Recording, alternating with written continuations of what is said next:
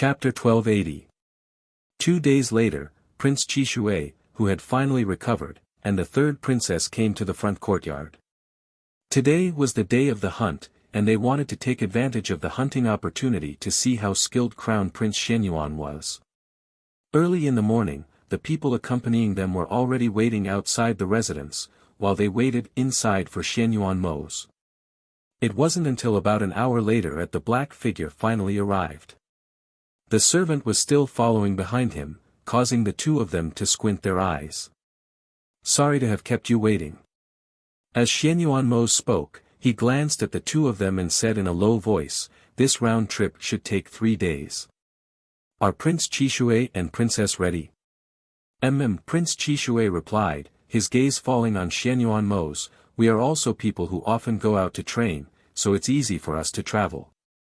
Even our clothes are changed into hunting clothes, and we're only waiting for Crown Prince Shenyuan. Since that's the case, then please. The horses have already been prepared."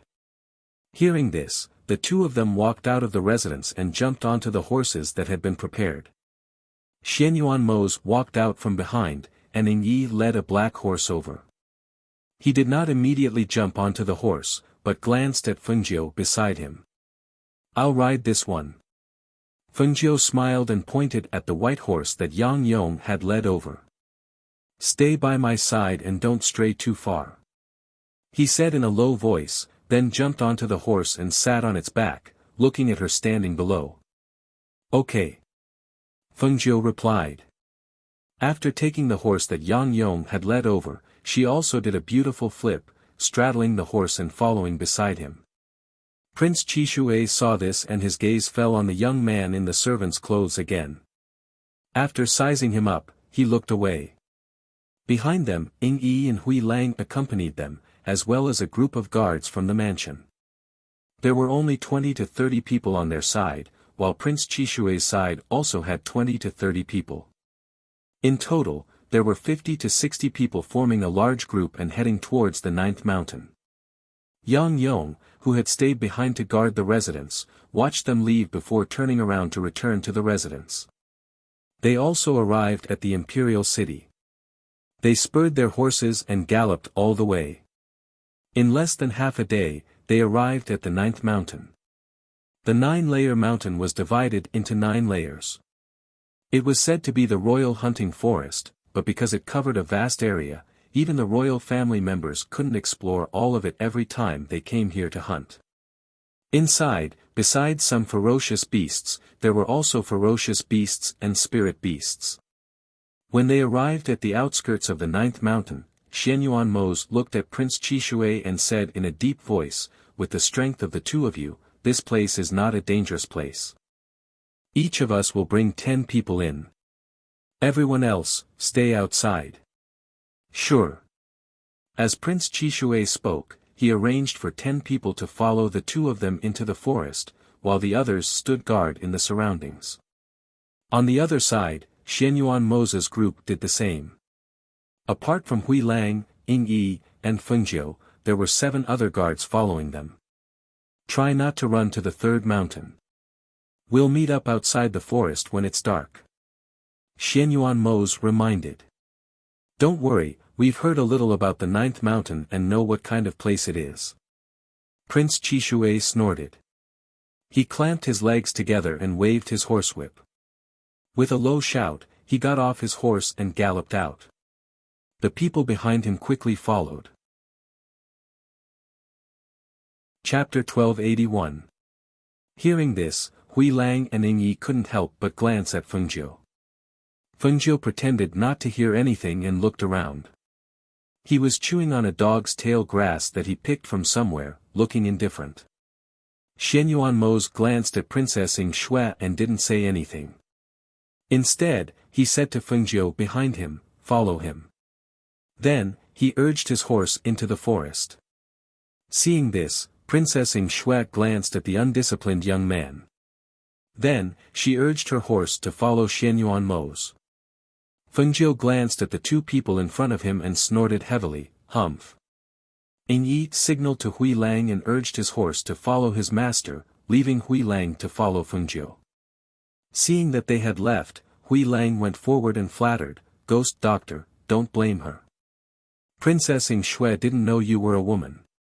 If she knew that you were a woman and that there was a peerless beauty like you by master's side, she would be too embarrassed to appear in front of you."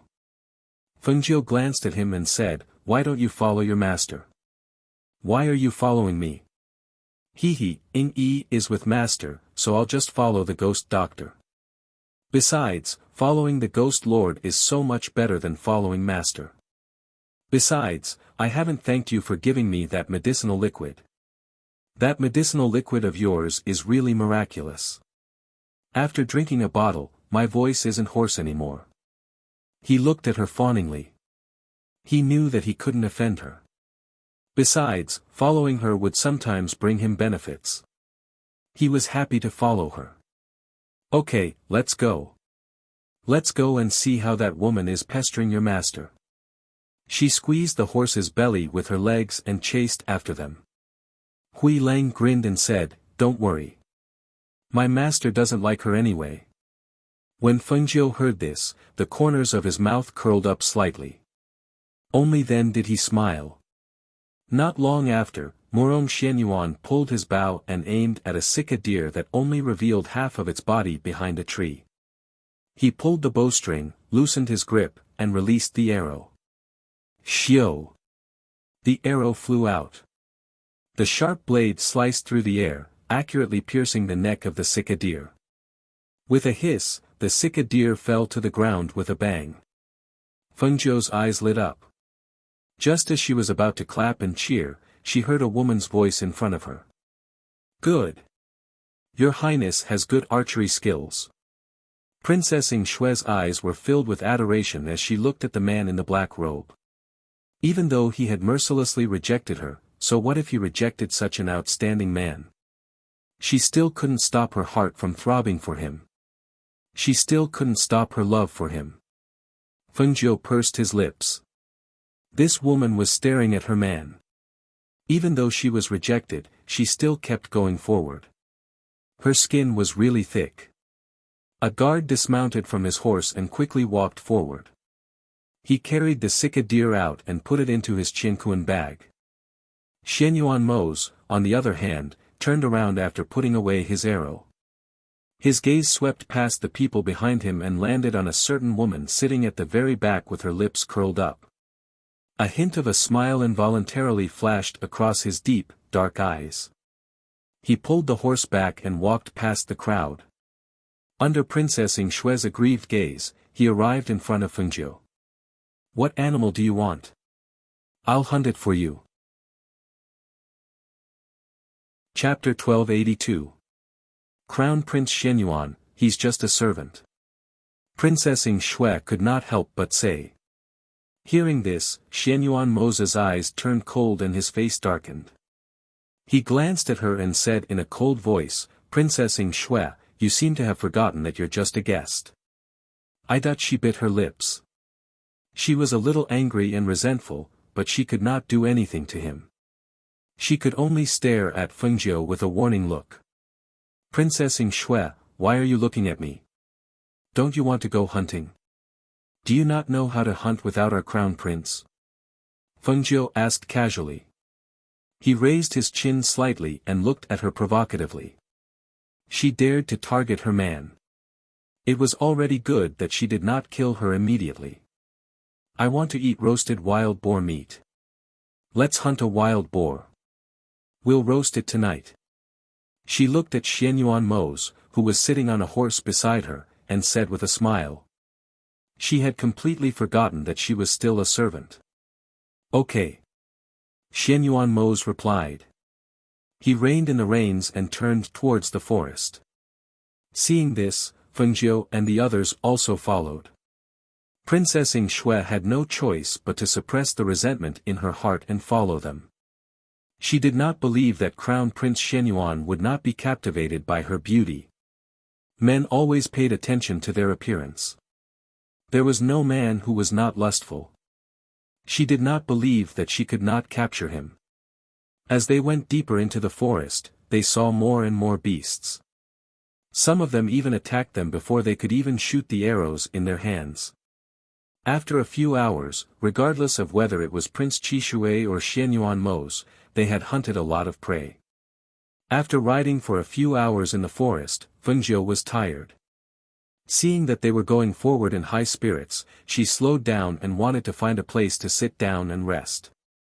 While she was thinking, she suddenly heard a gust of wind and a sharp qi shooting towards her. There was only Grey Wolf by her side. However, at this moment, Grey Wolf was still a meter away from her. When Grey Wolf heard the sound of wind breaking, he turned around and couldn't help but be startled. He hurriedly warned her. "Be careful." The moment Fengjiu finished speaking, she turned around and saw a sharp arrow shooting towards her. She could not dodge it. Therefore, she clamped her legs on the horse and lay down on the back of the horse. She dodged the arrow. Swoosh! The arrow shot past her body and into a tree in the distance. The arrowhead pierced deeply into the tree and the feathers at the end of the arrow trembled slightly. Fengjiu clamped her legs on the horse's abdomen and exerted some strength in her waist. She sat up again. She looked at Prince Qishui in front of her with a cold gaze. "I'm so sorry. I accidentally mistook you for prey," Prince Qishui said without any sincerity. He handed the arrow in his hand to the guard beside him and rode out of the forest. Hui Lang stared at the group of people riding out with anger in his eyes. He did not hold back and sneered, "She's so old and yet she mistook Prince Qishui for prey." Those who didn't know better would think that Prince Qishui was 70 or 80 years old. Only the heavens knew that he was so scared that his heart almost jumped out of his chest when he saw that scene. If something happened to the ghost doctor under his protection, then he did not need to live anymore. Chapter 1283. It doesn't matter. I don't think Prince Qishui did it on purpose. Fengjiu smiled and motioned for Hui Lang to calm down. He looked at Prince Qishui and said, "If Prince Qishui wanted to take my life, then he wouldn't have missed." Hearing this, Prince Qishui's eyes flashed. Did he miss? That arrow was clearly aimed at his heart. If it weren't for the fact that Xianyuan Mo's was in the forest and Hui Lang was by his side, he would have ordered the people behind him to kill him to vent his anger. Seeing that Fengjiu didn't care about it, Hui Lang didn't say anything else. He just kept his guard up when he saw them coming. Xiao Lizi. Prince Qishui rode his horse to Fengjiu's front. His feminine gaze was fixed on the youth dressed in servant's clothing. "Yes." Fengjiu nodded in response. "This is the first time I've seen a servant like you. Compared to hunting, I'm more curious about your strength. Why don't I let my people spar with you?" As he spoke, Prince Qishui waved his hand and motioned for a middle-aged man dressed in gray to come forward. "Don't go too far. My master is nearby. If he sees you bullying people here, you'll suffer," Hui Lang said vigilantly. He rode his horse to block Fengjiu's path and said in a low voice, "You leave first. They're targeting you." Fengjiu glanced at the people behind Prince Qishui and said with some distress, "This isn't good, right? No matter how I look at it, I'm the one at a disadvantage. Moreover, you're guests. It's not good to fight with guests. It's too impolite and unruly." Prince Qishui sneered, his feminine gaze landing on Fengjiu, "You only have this much guts." As soon as he finished speaking, he gestured, and the grey-robed middle-aged men all leaped up and attacked Fengjiu. I'm quite timid, but since you guys want to play, I can only accompany you. After all, today is mainly for you to enjoy yourselves to the fullest. If you feel that the hunt is boring, you can change to someone else to compete with you. Perhaps it will be more satisfying." The corners of her mouth curled up and she revealed an evil smile. Seeing the grey-robed middle-aged man gather spirit force in his hands, she also gathered spirit force in her hands. She jumped off the horse and waved her hands, exchanging blows with the man in the air. On the side, Hui Lang's expression became serious. That gray-robed middle-aged man's strength had already reached the nascent soul stage. Could she deal with Fengjiu? Just as he was thinking about it, he saw that the two people in the air had already exchanged more than a dozen blows. As the spiritual power pressure surged, the aura in the air became more and more oppressive. The wind from their palms whistled in the air, and it was as sharp as a knife. Even though the two of them didn't use any weapons, the sound of the sharp airflow was not inferior to that of a sword in hand. In just a short while, Feng Nine kicked the middle-aged man down from above. That person was pushed into the air by a force. As he staggered and fell, he saw the manservant appear beside him in an instant. The manservant grinned at him. While he was stunned, he saw the manservant dash forward and snatch the Qianquan bag from his waist at an extremely fast speed. Chapter 1284. With his nascent soul cultivation, the other party was able to suppress him, which meant that the other party's strength was definitely above his. How could such an extraordinary expert take his Qianquan bag? Thinking of this, his expression became a little strange. Also, the person in front of him was just a youth. For a youth to have such strength, could it be that he was also from the imperial family? Or a great aristocratic family?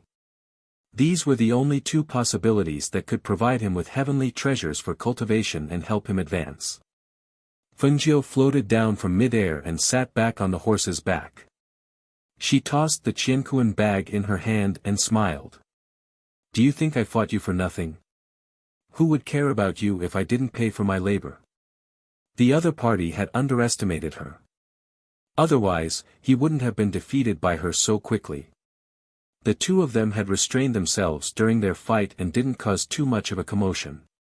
It was likely that they didn't want Xianyuan Mose to notice the commotion here. However, they were in this forest. Although their fight didn't cause too much of a commotion, with his strength and cultivation, how could he not notice? Give me back my Qianquan bag. The nascent soul cultivator frowned and shouted. It was embarrassing enough to lose, but it was even more embarrassing to take a brat into his Qianquan bag. Prince Qi Shui, you want to touch my people? A familiar voice with a cold tone sounded.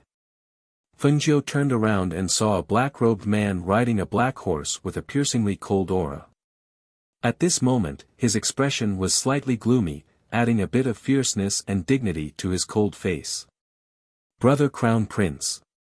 Ying Shui, who had followed behind Xianyuan Mose, rode forward and came to Prince Qi Shui's side.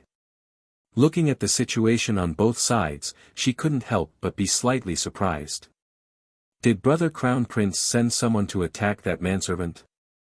Ha ha ha, I was just curious about his high cultivation despite his young age, so I wanted to exchange pointers with him. The voice paused and looked at Xianyuan Mose with a feminine gaze. Don't worry, Prince Xianyuan, I didn't see anyone hurt your people. Hearing this, Hui Lang coldly snorted. What do you mean you didn't hurt my people? It's obvious that you're not strong enough. At this time, Xianyuan Mose turned his eyes to Fengjiu. He looked at her and asked, Are you okay? It's nothing. I just got up to exercise a little and earn some tips. She smiled and squinted her eyes as she tossed the Qianquan pouch in her hand. Hearing this, Xianyuan Mose dismounted and slowly walked towards her. When he reached the horse, he extended his hand to her. Seeing this, Fengjiu reached out and grabbed his hand before leaping off the horse. Are you hungry? Let's go barbecue. He asked as if there was no one else around, and his tone was filled with undisguised affection. Yes, I'm hungry. She nodded and let him lead her past the crowd to a tree not far away to rest. Hui Lang and the others quickly prepared the game and prepared to roast the meat. Prince Qi Shui saw this scene with his own eyes and was slightly surprised. It was said that Crown Prince Xianyuan didn't get close to women. Could it be that he was gay? When he thought of this, he looked at the two figures with great interest and asked, Ying Shui, have you confirmed his sexual orientation? Could such a person be gay? Chapter 1285. Princess Ing Shui couldn't help but bite her lower lip. She lowered her head and said, "He doesn't allow me to get close to him and is extremely cold to me." Her heart wavered when she saw how he treated the servant. Could this person really be? If Crown Prince Shenyuan is really a homosexual, then this will be really interesting. He chuckled as he stared at the two people. He ordered his men to prepare the roasted meat as he walked over. In the dark, the two men sent by the monarch had witnessed the previous scene. They were slightly surprised. It seemed that the young man's skills were not bad. He was able to suppress the opponent's strength so easily that they didn't dare to underestimate him. It seemed that they didn't need to make a move to answer to the monarch. "I've heard that Crown Prince Xuanyuan's skills are extraordinary. Today, I would like to meet Crown Prince Shenyuan." Prince Qishui didn't give Shenyuan Mo's a chance to refuse and immediately attacked him. Seeing this, Shenyuan Mo's men instantly stood up. However, they retreated when Prince Qishui waved his hand. "Since that's the case, I'll accompany you to the end," Shenyuan Mo said in a deep voice. His black figure instantly dashed out. He raised his hand and a powerful aura suddenly attacked Prince Qishui. Prince Qishui dodged to the side when he saw Prince Qishui's speed. However, his opponent's speed was too fast. His robe was still torn by the sharp aura. He glanced at the torn sleeve on his arm and sneered. In the next moment, his body moved like a whirlwind and attacked with a sharp aura. The two figures fought from the ground to midair. A powerful aura spread out and the sharp aura whistled through the air like a sharp blade. It cut down the surrounding trees and scattered them to the ground. Fengjiu was slightly surprised when he saw this. It seemed that Prince Qishui's skills were very strong. To be able to exchange so many blows with Shenyuan Mo's, it could be seen that his reputation was not undeserved. As the crown prince of a country, he should indeed have such skills. Not long after, the crowd saw that the gap in strength between the two was gradually widening. Crown Prince Shenyuan was becoming more and more courageous as he fought, while Prince Qishui was running out of spiritual energy and couldn't keep up. Seeing this, everyone knew that this contest was about to come to an end. The people of Qishui were not worried that Crown Prince Shenyuan would kill their crown prince. After all, the relationship between the two countries was not allowed to fall out because of small fights. The two of them should stop after the winner was decided. When they thought of this, they waited quietly, waiting for them to stop. However, no one had expected that just as Prince Qishui's figure retreated from the air after being struck, he would reveal a feminine smile after seeing Shenyuan Mo's.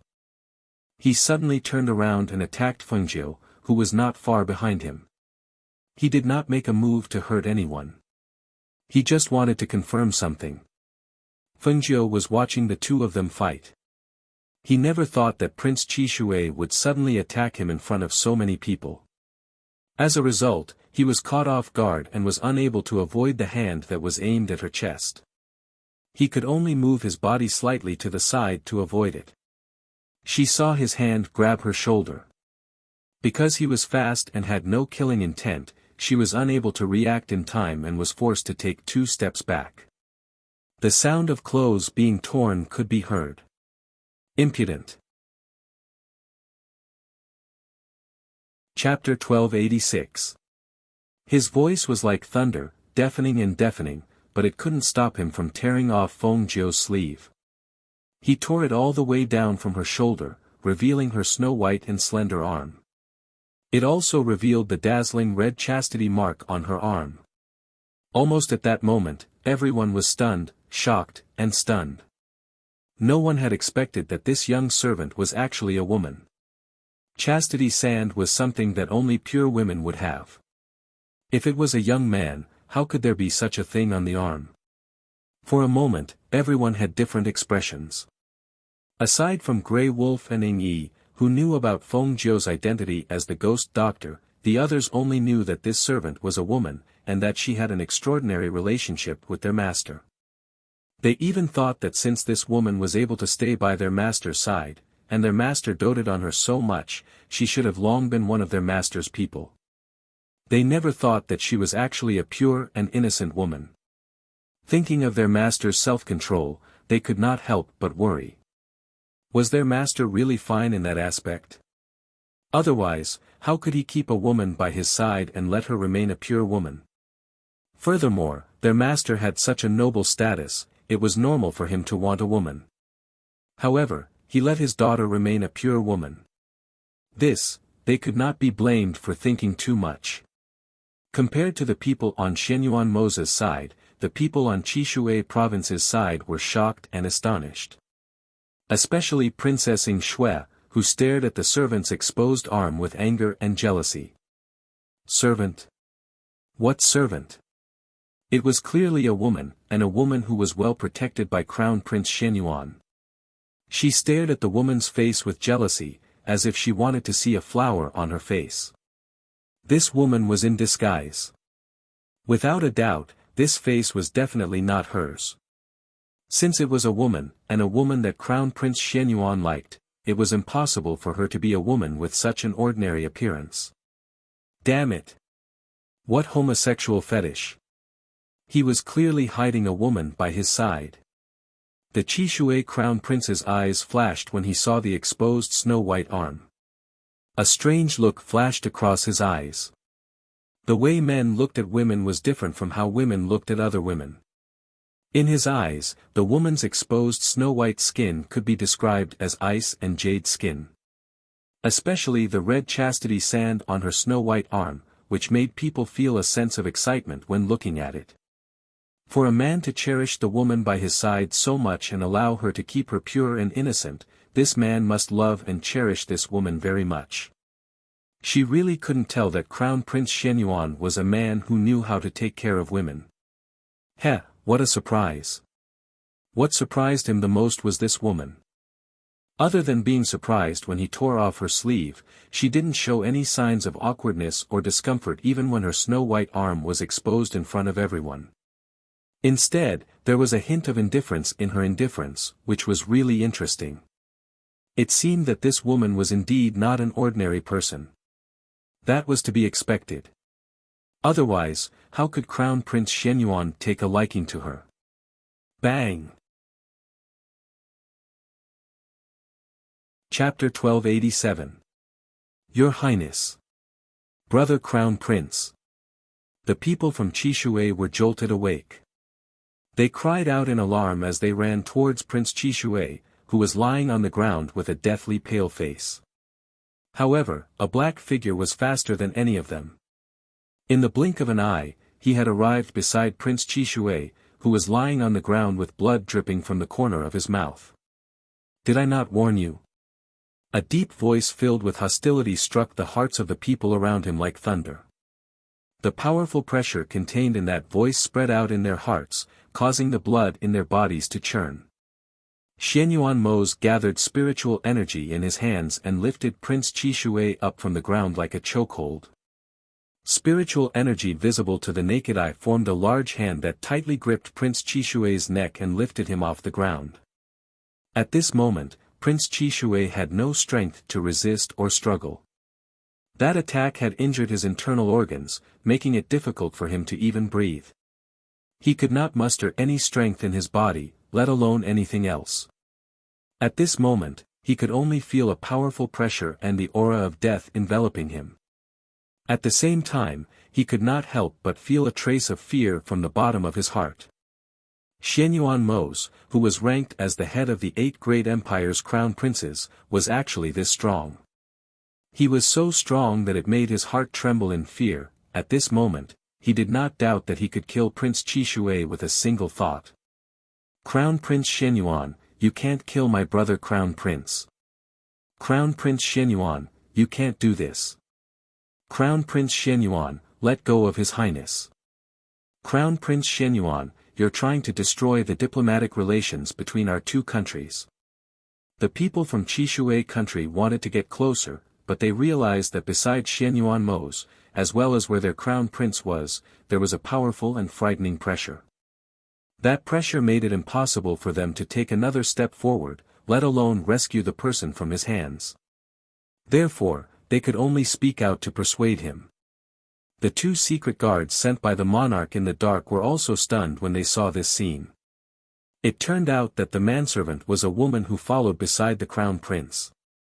Moreover, she was a woman who was as pure as ice and as pure as jade. This was great. If the monarch knew about this, he would be very happy. After all, His Highness the Crown Prince had never had a woman by his side for so many years.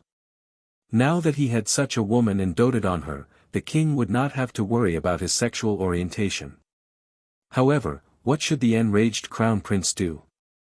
Does he want to kill Prince Qishui? If he really did kill Prince Qishui, then things would be troublesome. Just as they felt the atmosphere tense, killing intent permeating the forest, and His Highness the Crown Prince seemed like he would snap Prince Qishui's neck at any moment, a gentle voice was heard. "Alright, it's nothing. Let's forget about it." Fengjiu's voice was heard. She glanced at her exposed arm. Alright. She didn't feel anything.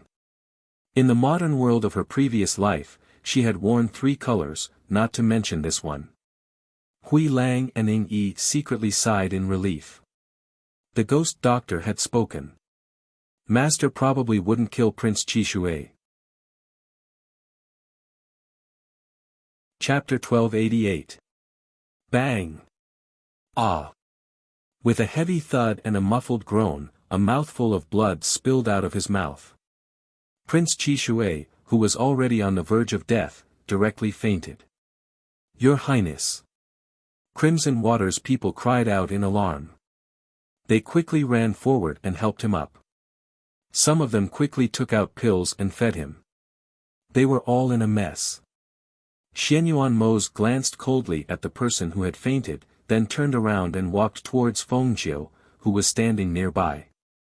He pulled out a black cloak from his interspace and draped it over her, covering her exposed arm and the experience points without leaving a single gap. In the dark, the 2 shadow guards saw the crown prince wrap the woman's entire body in the black cloak as if he was wrapping a treasure. Only her head was exposed. They couldn't help but twitch their mouths. They looked at each other and quickly left.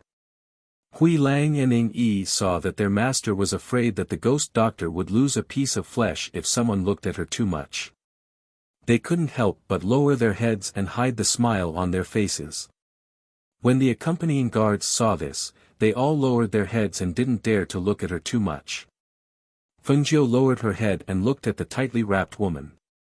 She couldn't help but blink and laugh. "The weather seems to be quite hot. Won't it be too much if I wrap you like this? What if you get heat rash?" "You won't," he said in a muffled voice. He held her and walked forward. "There is a spring in front. I'll take you there." Grey Wolf and Ing Yi followed behind, and soon disappeared from the sight of the people behind them. Princess Ing Shui clenched her teeth. Jealousy made her entire face twist. She saw how Crown Prince Shenyuan was furious because her brother tore off the woman's sleeve. She saw how he beat her brother until he spat out blood and was on the verge of death.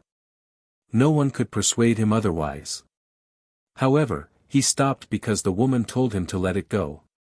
He strode toward the woman and wrapped her up with his cloak as if he was protecting a treasure. He held her by his side and took her away. From beginning to end, he only had eyes for that woman. "Carry the crown prince away and send him to the palace." She stood up and ordered. Since she could not touch that woman, she would use the Shenyuan monarch to deal with that woman. She didn't believe that the monarch of Shenyuan Empire would abandon her and choose that woman of unknown origin between her and the woman of unknown origin from Qishui country. "Yes." Everyone replied as they carefully carried Prince Qishui away. The hunt ended because of this. Prince Qishui even rode in on a horse, but was carried out unconscious in the end. In the middle of the forest, Fengjiu washed his face and changed his clothes before walking out. Outside, Hui Lang, Ing Yi, and the others were standing in a circle with their backs to her. Xianyuan Mose was sitting under a tree. "All right. She came to his side and said, "After beating Prince Chishui up like that, your father will be furious when we get back. He told us to let them have fun, but now he has to go out lying down. Don't worry, I'll take care of everything." He pulled her to sit down and handed her a piece of roasted meat. "Eat. Let's rest here for tonight. We'll go back tomorrow." "Okay." Chapter 1289. At noon the next day, they returned to the imperial city. As soon as they entered, Yang Yong stepped forward and said, "Master, the king has ordered for you to enter the palace immediately upon your return. Prepare the carriage. We will enter the palace after we have bathed and changed." He brought Fengjiu through the door and headed towards the main courtyard. "Yes." Yang Yong replied. As he ordered the servants to prepare the carriage, he pulled Hui Lang to the side and asked, "What exactly happened? Why did you knock Prince Chishui unconscious the moment you went out?" "It was Prince Chishui who sought death.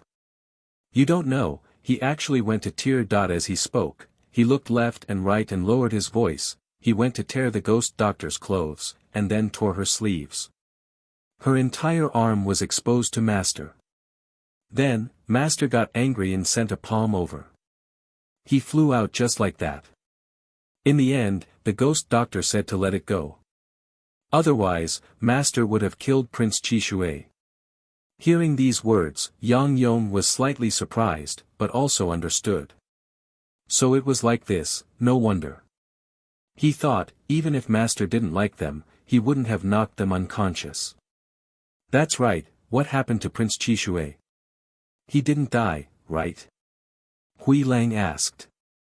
He remembered that he was lying on the ground and couldn't move. "He didn't die, but his injuries weren't light. His internal organs were all injured, and a few of his ribs were broken. Even with the best medicine, he would have to be bedridden for a month or two." As he spoke, he sighed and shook his head. "If this matter isn't handled properly, it will be troublesome. Don't worry, Master is here. Besides, if this matter really needs to be investigated, it will be Prince Chishui's fault."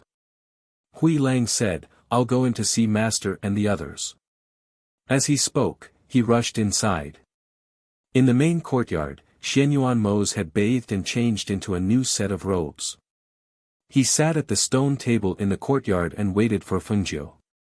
About an hour later, the door opened. When he turned around, his deep black eyes couldn't help but light up. The door opened, and she slowly walked out in a dazzling red dress. Her beautiful face carried her unique charm, and the charming smile on her lips was as enchanting as a fairy's. Her clear and sly eyes contained a confident expression, and her every frown and smile emitted an enchanting charm. Her every movement was filled with unparalleled elegance. Xianyuan Mose's gaze gradually shifted upwards from the hem of her dress. His gaze swept past her slim waist, her slightly rising and falling chest, and her beautiful snowy neck. Then, his gaze landed on her beautiful smiling face, and met her mesmerizing eyes. In an instant, he couldn't shift his gaze away. It was clearly just a simple red dress, without any extra embellishments, but on her body, it was extremely dazzling. So beautiful that it moved people's hearts, so beautiful that it made his heart beat wildly. So beautiful that he only wanted to keep her in his arms, and not let anyone else discover her beauty. How is it? Is it beautiful? She came in front of him, opened her hands slightly, and smiled as she twirled in front of him. As her body twirled, the red dress bloomed into a beautiful flower. Beautiful, so beautiful that I don't want to bring you out. Chapter 1290. It looks good. In the future, as long as you're by my side, I'll wear a dress for you to see. She happily said. Sure enough, other people's praise and other people's surprise could not compare to a happy person's praise. Good. He revealed a smile in response. Only, after thinking for a bit, he asked, do you have a veil? Veil? No, I don't use that kind of thing, but I do have a mask. She giggled. Forget about the mask.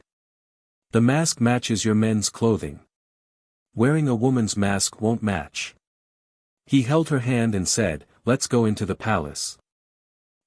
She nodded with a smile and followed him outside. When Hui Lang and Ing Yi saw them come out, they quickly went up to greet them. Hui Lang saw that Feng Jiu had changed back into women's clothing. He had not seen her in women's clothing for a long time. Seeing her current appearance, he couldn't help but praise, Ghost Doctor, you're too beautiful in women's clothing. I've never seen anyone more beautiful than you. As he said this, he saw his master's cold eyes staring at him. He couldn't help being confused and asked, Master, what's wrong? Did he say something wrong? Go on your way. Xianyuan Mose said in a low voice. He looked at him with narrowed eyes, don't speak too much nonsense. I didn't. Hui Lang wanted to say something, but Ing Yi pulled his head down. Feng Jiu looked at Hui Lang with a smile and then followed Xianyuan Mose out. As she walked through the palace in women's clothing, whether it was the guards or the servants, they all curiously looked at her. Only when they got into the carriage did they withdraw their gazes. When she sat in the carriage, she saw that the man who was smiling a moment ago had a dark expression. She asked, what's wrong? It's nothing. He said and took out something for her to eat from a hidden compartment in the carriage, eat some pastries. When we come back from the palace, we'll go back to the palace to eat something good. Yes, he replied. He picked up a piece and ate it. Then, he passed another piece to him. The carriage moved slowly towards the imperial palace. Ing Yi and Hui Lang followed on both sides of the carriage. When they reached the main street, Xianyuan Mose lifted the curtain and glanced outside. He said, stop the carriage. Hui Lang, go buy some red veils. Yes. Although Hui Lang was somewhat startled, he still complied. He went to a shop on the street and bought several red veils. Not long after, he returned to the side of the carriage and handed the red veils into the carriage. Master, the veils are here. Xianyuan Mose took it and handed it to Feng Jiu. Keep the others. In the future, you can use them to cover your embarrassment. Just tie this one. All right. Feng Jiu replied with a smile and put away the rest, leaving only one in his hand. He asked with a smile, don't you think wearing a veil makes you more mysterious and eye-catching? Don't let people see your face. It will be safer for you when you go out in the future. As he spoke, he poured a cup of water for her. You don't have to worry in the palace. I'll take care of everything. Nothing will happen. Yes. She replied with a smile. She asked curiously, how does your father treat you? How is the relationship between you and your father? Hearing this, he paused and said, it's not good, but it's not bad either. In my impression, he's only strict. However, the reason I was able to live until now after being poisoned by the 1,000-year cold poison is partly because of him. If it wasn't for him, I wouldn't have been able to live until now. Chapter 1291. The carriage headed towards the imperial palace. Feng Jiu listened to Xianyuan Mose talk about him and his son, so the journey was not boring. When they arrived at the entrance of the imperial palace, Xianyuan Mose got off the carriage first, then led Feng Jiu out. At this time, she had covered her face with a red veil, only revealing her eyebrows. Even though her face could not be seen, it added a mysterious sense of beauty. The two of them walked in front, followed by Hui Lang and Ing Yi. The four of them walked into the imperial palace, and a guard came forward to lead the way. Your Highness the Crown Prince, the monarch is in the Eastern Palace. Prince Qishui and the princess are also there. As he spoke, the guard couldn't help but sneak a glance at the woman in red who was as dazzling as the sun. Was this the woman who made His Highness the Crown Prince angry and severely injured the Qishui Crown Prince? Didn't they say that Prince Qishui was on the verge of death from his injuries? He can get out of bed now. Hui Lang couldn't help but mutter. When the guard heard this, he glanced at Xianyuan Mo's, then replied in a low voice, "The monarch took out a level 6 vitality recovery pill and gave it to Prince Qishui. He is fine now." Hearing this, other than Xianyuan Mo's who did not look surprised, Feng Jiu, Hui Lang, and Ying Yi were somewhat surprised. Level 6 vitality recovery pill. Although she was quite talented in alchemy, the highest level of alchemy she had refined so far was only level 5. She had not refined a level 6 one yet. With a level 6 vitality recovery pill, it was not strange for Prince Qishui to recover overnight. After all, the effects of a level 6 vitality recovery pill were miraculous, far surpassing that of ordinary pills. Moreover, this was an extremely precious vitality recovery pill. On the other hand, Hui Lang and Ying Yi were surprised that even in the palace, there were very few vitality recovery pills. They did not expect that the king would be willing to take out a vitality recovery pill for Prince Qishui to consume. However, this way, even if Prince Qishui returned to Qishui province, it should not cause any waves. After all, this person was already fine. What else could he do to vent his anger? What trouble? It had to be said that the monarch had taken out this medicinal pill. At most, Master would be given a perfunctory scolding when he entered the palace today. Thinking of this, their anxious hearts could not help but relax. It was good that nothing big would happen. In fact, the monarch was quite good to Master. After all, every time Master was in trouble, he would help without a trace. However, they couldn't help but sigh when they thought about how their master and the monarch had never been able to get along with each other. This father and son pair seemed to be at odds with each other. They had never seen the two of them talk and laugh together. Speaking of talking and laughing, the two of them could not help but imagine that the scene would be very strange. Thinking about it, it was better for them to be like how they usually were. If two people who usually quarreled with each other could talk and laugh together, the sun would probably rise from the west. When they arrived at the entrance of the Eastern Palace Hall, they saw the Crown Prince directly enter with his people. The guard hurriedly shouted inside, "His Highness the Crown Prince has arrived." Hearing the voice from outside, the few people in the hall looked outside. With this look, whether it was the monarch sitting in the center of the hall, or Prince Qishui and the third princess sitting below, the three people's gazes could not help but fall on the red-clothed woman beside Xianyuan Mo's. Chapter 1292. The woman was dressed in a simple red robe, but she was as dazzling as the sun. Everyone's attention was drawn to her at first glance. Her body was naturally filled with a languid and devilish aura. Even though her face was covered by a veil and they could not see her face clearly, they could see the confidence radiating from between her brows. Her footsteps were light and graceful as she walked within the hall. There wasn't the slightest trace of nervousness or restraint. Conversely, she gave others the feeling as if they were taking a stroll in their own backyard. Every single move she made was filled with a noble aura. Especially when the woman dressed in red stood side by side with Xianyuan Mo's, who was dressed in a black robe. The aura of the two of them complemented each other perfectly. The man was handsome and domineering, and the woman was enchanting beyond compare. They couldn't help but admit that they were a perfect couple. Princess Yingshue's hands were tightly gripping her sleeves. She could not suppress the jealousy in her heart like a poisonous snake. Her eyes became vicious and vicious because of this. She was conceited that her beauty was unparalleled. However, when she saw the woman in red today, she realized that she was much better than her even though she did not even show her face. It turned out that there was such a woman beside Xianyuan Mo's.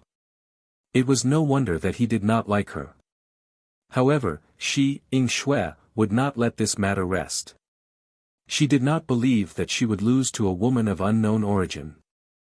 Prince Qishui looked at the woman in red with a strange expression. There was a trace of amazement in the depths of his eyes. Her appearance today had surprised him. She had turned from a manservant into an enchanting and beautiful woman. This transformation really stunned him.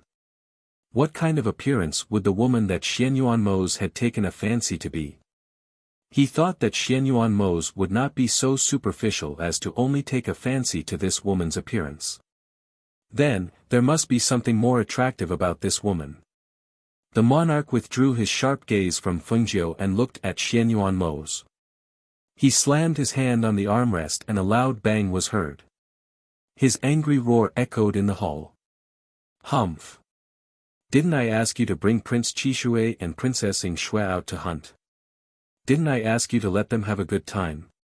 You actually let Prince Qishui ride in on a horse and come out on a stretcher? Did you take my words for granted? It was an angry roar. However, when they heard the monarch say that he rode in on a horse and came out on a stretcher, the guards in the hall could not help but purse their lips. They lowered their heads to suppress their laughter. When the Qishui crown prince heard this, he glanced at the monarch. He felt that the monarch was doing this on purpose and his expression turned ugly. He felt somewhat embarrassed.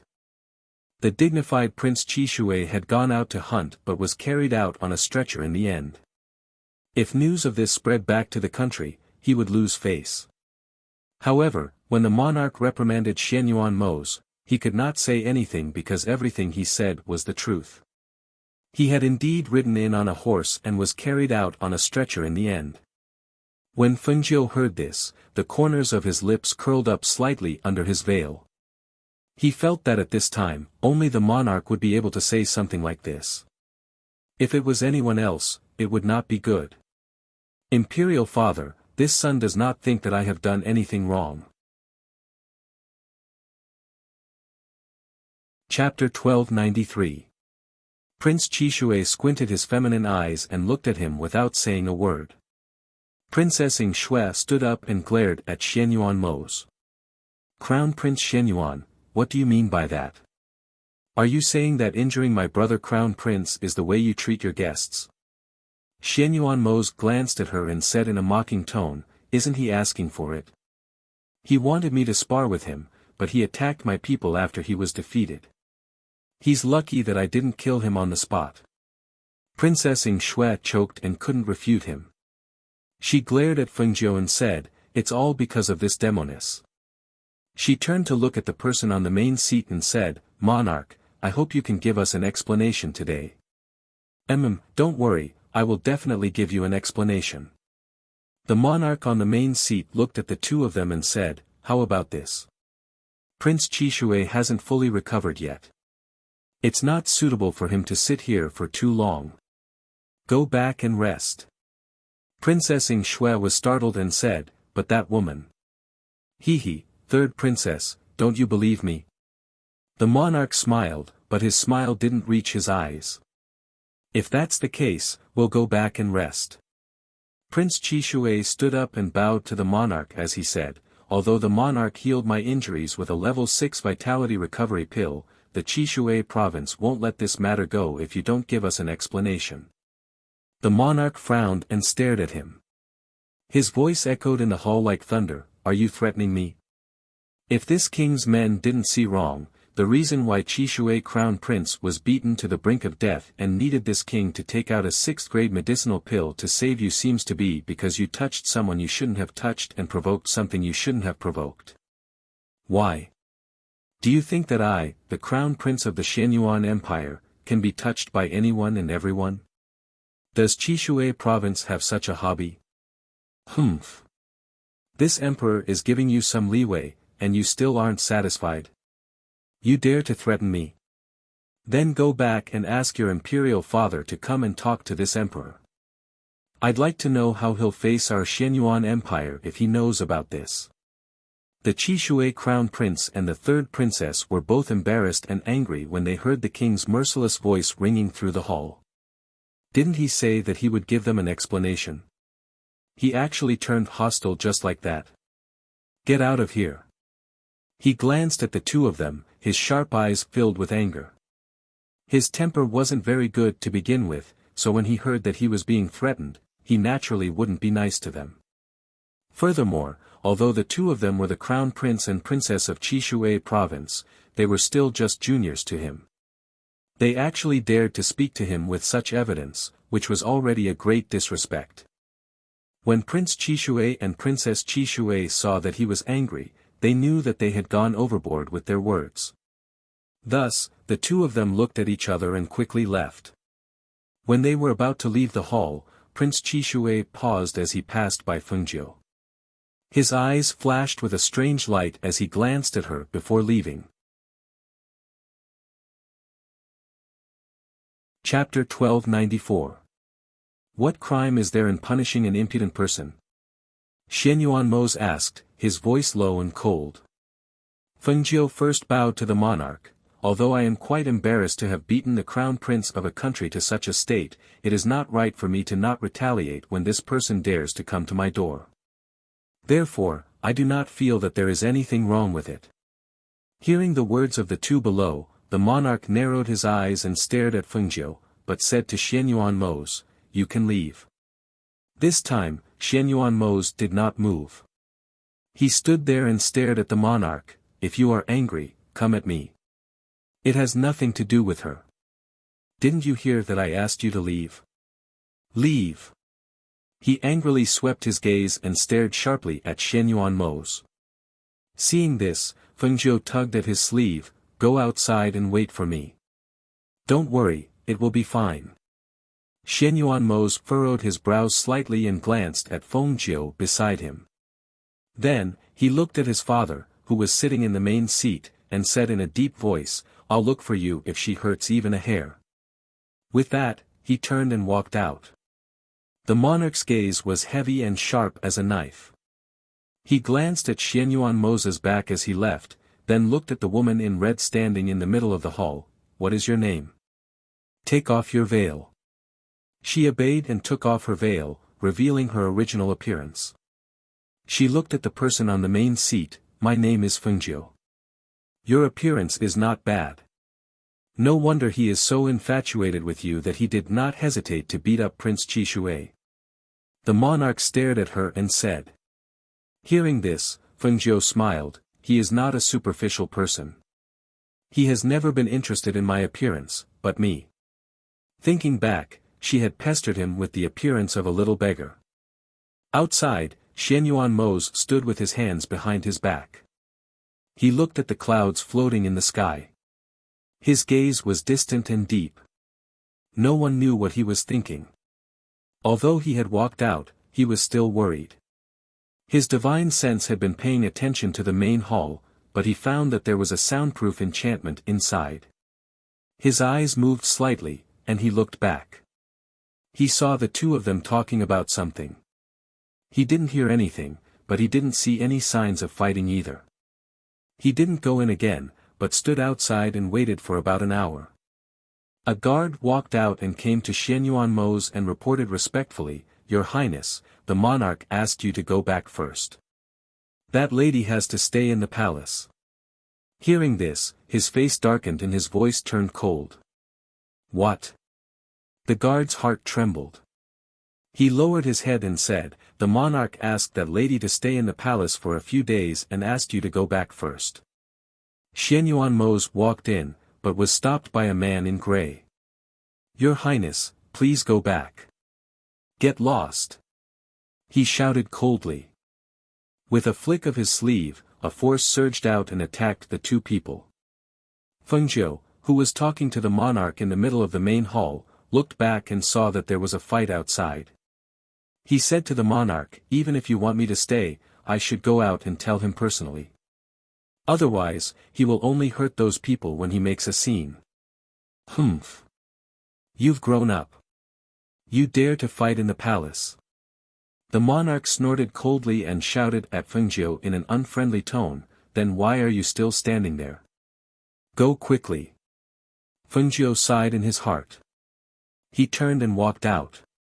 "Stop." Chapter 1295. However, just as she spoke, she saw Xianyuan Mose stride forward and pull her out. Seeing this, she hurriedly stopped and shouted, "Wait. I'll take you back." He turned around and said. His expression was still cold. He was obviously angry. Your father asked me to stay for a few days. Don't worry about him. He's your father, not someone else. Besides, I want to know why he asked me to stay. You should go back first. Don't worry, he won't kill me. Although her father's face was gloomy and his tone was unfriendly, she didn't feel any killing intent. Hearing this, he looked at her in silence. After a long time, he said, "Then I'll stay with you. That's all." As soon as he finished speaking, he walked into the main hall. He looked at the person drinking tea and asked, "Why did you ask her to stay?" The monarch drank his tea leisurely as if he wasn't the one who was angry. When he heard his son's words, he didn't even look at him. He pretended he didn't hear him and said to the servant beside him, "This spiritual tea is good. Your Majesty, this spiritual tea is brewed with morning dew. It's more fragrant and pleasant than ordinary spiritual tea." The servant braced himself and said. He didn't dare to look at the crown prince's gloomy face. "Since she's staying, I'll also stay in the palace." After Xianyuan Mose said coldly, he turned around and left with Fengjiu. It wasn't until the two of them were far away that the monarch raised his head and looked at their departing figures. He looked at his son holding Fengjiu's hand in a protective manner and couldn't help but sigh with emotion. His son had grown up and he had a woman he wanted to protect. However, he snorted and said, "His temper is as bad as a cow's." The servant beside him lowered his head and didn't dare to say anything.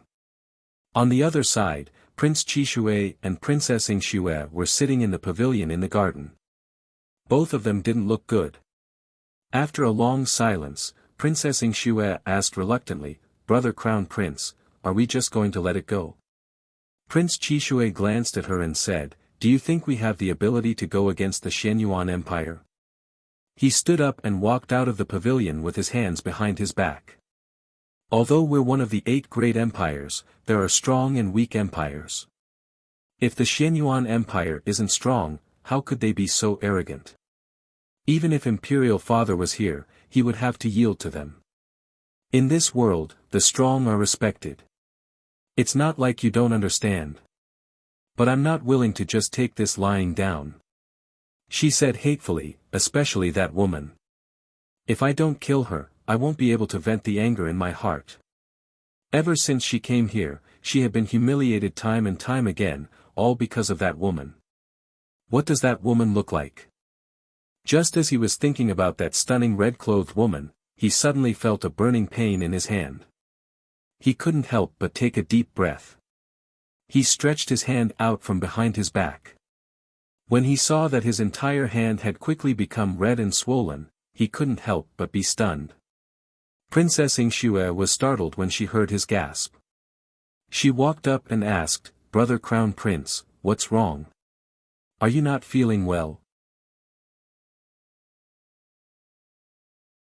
Chapter 1296. How did this happen? She cried out in alarm. She saw that her brother's hand was swollen red and swollen. In just a short while, his hand had swollen to twice its original size. It was as thick as a bear's paw. What shocked her the most was that when she reached out to touch it, it was as if she had touched a piece of fire. She quickly withdrew her hand. "Brother Crown Prince, let's go back quickly. Let's see what happened." She supported him. She thought that even though his body was gradually recovering after taking a level 6 vitality recovery pill, it would still take a few days for him to recover to his original state. Now that his hand was swollen for no reason, what should she do? Prince Qishui stared at his hand. After recovering from his astonishment, he seemed to be deep in thought. He remembered that this was the hand that tore that woman's clothes. Could it be? When he thought of this, his eyes flickered. If that was the case, why couldn't the doctor who examined him find anything? Could it be that that woman was an expert in using poison? Last time, he almost collapsed. This time, his hand was swollen like a bear's paw. This was all her doing. The burning sensation on his hand spread from his palm to his body. It was painful and unbearable, causing large beads of sweat to seep out of his forehead. He endured the intense burning sensation until it was difficult to breathe. He gasped for air and allowed his sister to support him back. However, when he passed by, he saw the two accompanying people. When he saw them, his eyes turned gloomy. To think that he, the dignified Prince Qishui, had fallen into their hands again and again. It was truly hateful. When Xianyuan Mose walked over and saw Prince Qishui, his eyes turned cold. However, when he noticed the red and hot palm, a trace of surprise flashed through his eyes. Princess Ing Shui stared at the woman in red who was wearing a veil and gritted her teeth. She supported her brother and was about to walk past them. At this moment, she heard the woman's voice that was filled with laughter. Prince Qishui, why is your hand red and swollen? Is it serious? Feng Jiu smiled as she looked at the Qishui crown prince, who was having a hard time holding back. She was overjoyed. She dared to tear her clothes. Was it so easy to tear her clothes? Miss, you're quite capable. He gasped for air and stared at the woman in red. He saw that her eyes were full of smiles. This is my reward for tearing Prince Qishui's clothes. You don't have to thank me. It's you. You poisoned brother Crown Prince? Ing Shui asked. If Crown Prince Xianyuan wasn't here, she would have pounced on her face. Poison? No, no, how could I poison the Qishui Crown Prince? You are my guests. Of course, that. She shook her head and said. When she saw that Princess Ing Shui was about to attack her, she kindly reminded her, Princess Ing Shui, don't get too close to me. I still have some medicinal powder with me. By the way, do you smell any fragrance? When she said this, Prince Qishui and Princess Ing Shui's expressions changed. They didn't dare to stay any longer and quickly left. Looking at their fleeing figures, Feng Jiu couldn't help but chuckle. So cowardly. Chapter 1297. What did my imperial father say to you? He led her to the pavilion and sat down as he asked. He asked me a few things, like how I met you and such. She smiled and said, I feel that he is not as unreasonable as you say. Hearing this, he pursed his lips and did not ask any more questions. Instead, he said, when we entered the palace, you only ate a few pieces of cake. Are you hungry? I will have someone bring some food over. As his voice fell, he called out. Ing Yi and Hui Lang, who had been following far behind, came forward. Master. Have the imperial chef bring some food over. He ordered in a deep voice. Yes. Hui Lang responded and turned to leave. Ing Yi stood guard outside the pavilion. Not long after, food was placed on the table in the pavilion. Feng Jiu, who had taken off her veil, accompanied Xianyuan Mose to eat in the garden. The news naturally spread in the palace. When many concubines in the palace heard the news, they were shocked and curious. However, they did not dare to provoke the woman in red. Accurately speaking, they did not dare to provoke Xianyuan Mose. He was someone who dared to go against the monarch. If they went forward, they might be killed at any time and no one would seek justice for them. In the palace, Feng Jiu and Xianyuan Mose lived in the same palace. However, they were not in the same courtyard. In the evening, a palace servant came to Feng Jiu's courtyard. Feng Jiu, who was not wearing her veil, was talking with Xianyuan Mose in the courtyard. Miss Feng, the monarch invites you. Hearing this, Feng Jiu glanced at Xianyuan Mose and stood up, I will be back soon. When she turned to leave, her hand was grabbed by him. I will go with you. The palace servant lowered his head and braced himself. Your Highness, the monarch said that if you follow him, he will keep Miss Feng in the palace for 10 days to half a month and will not allow her to return with you. In fact, the monarch's original words were, if he dares to follow me like a shadow, I'll tell him that I'll keep his woman in the palace and he won't be able to see her for 10 days to half a month. Xianyuan Moza's face darkened when he heard the servant's words. Fengjiu chuckled. It's fine. I'll go take a look. Wait for me here. Why don't you return to your residence first? I'll wait for you here. Xianyuan Moz took a step back, thinking that there shouldn't be any problems. Yes. Fengjiu responded, then followed the palace servant out. When they arrived at another palace, she saw that there were no less than 100 small plates on the long table. Each plate was filled with exquisite and small delicacies. She was a little surprised and her eyes flashed. Even at home, she didn't have so many delicacies prepared. Moreover, they were so exquisite. There were many things she had never seen before. Looking at them made her feel a little hungry. The monarch, who was sitting at one end of the long table, glanced at her. Seeing that she couldn't move her eyes away from the delicacies, he snorted, "Why are you standing there in a daze? Why aren't you coming over to serve this emperor?" Ah! She looked at the monarch in astonishment. Serve this monarch? The palace servant stepped forward carefully and whispered, "Miss Feng, you have to serve whatever the monarch asks you to." Chapter 1298. Look at the food yourself, he said in a deep voice. Seeing this, Fengjiu glanced at the food on the table and used a larger plate to pick up a few dishes, then try these. She first picked up some light dishes for him to eat, but she saw that he only took a bite of each dish. He moved to another plate and pointed at the pork shoulder in the middle. "Pork shoulder, give this emperor some." "Okay." She smiled and followed his finger to pick it up. But soon, she realized that he was very picky when it came to food. He only took a bite of each dish, and only the pork shoulder was enough for him to eat 2 pieces. The food on the table was almost untouched. She saw him put down his chopsticks. "Your Majesty, here's the freshly brewed spiritual tea." She brought the tea forward. He glanced at her and took a sip. Then, he used the tea lid to gently scrape the tea. His deep voice was dignified. "Tomorrow morning, help this emperor collect the flour due to brew the tea. You have to use what you collected yourself and can't let others do it." "Okay." She smiled in response. Was he testing her? Seeing that he was Xianyuan Moza's father, she would do whatever he said. Seeing that she agreed without hesitation, the monarch didn't say anything else. He just stood up and walked out. Seeing him leave, Fengjiu blinked and looked at the palace servant. Is the monarch going back? He's going back.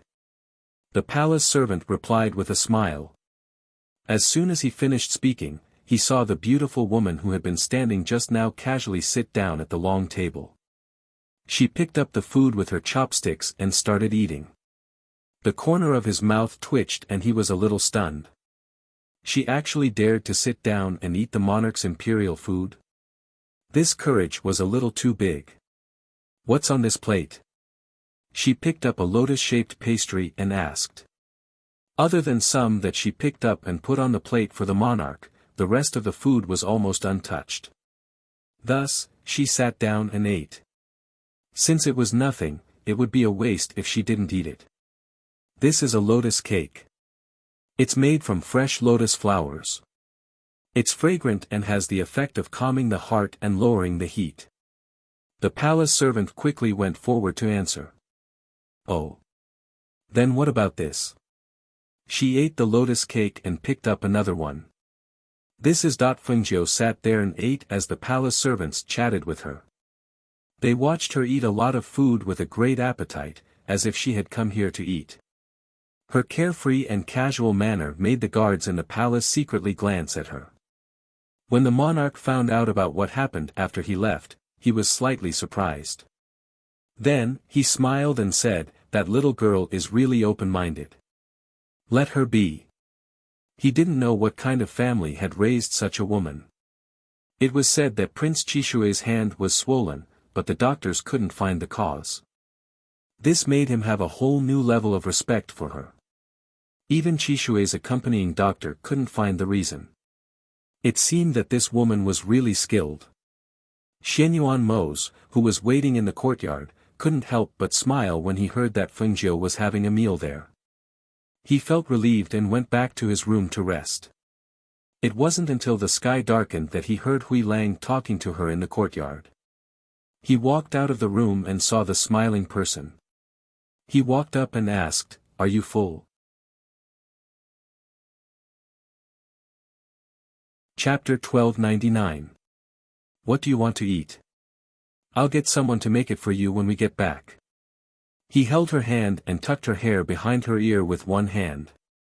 Okay. She smiled and replied happily. Then, as if she thought of something, she asked, "Have you eaten yet?" "Master hasn't eaten yet.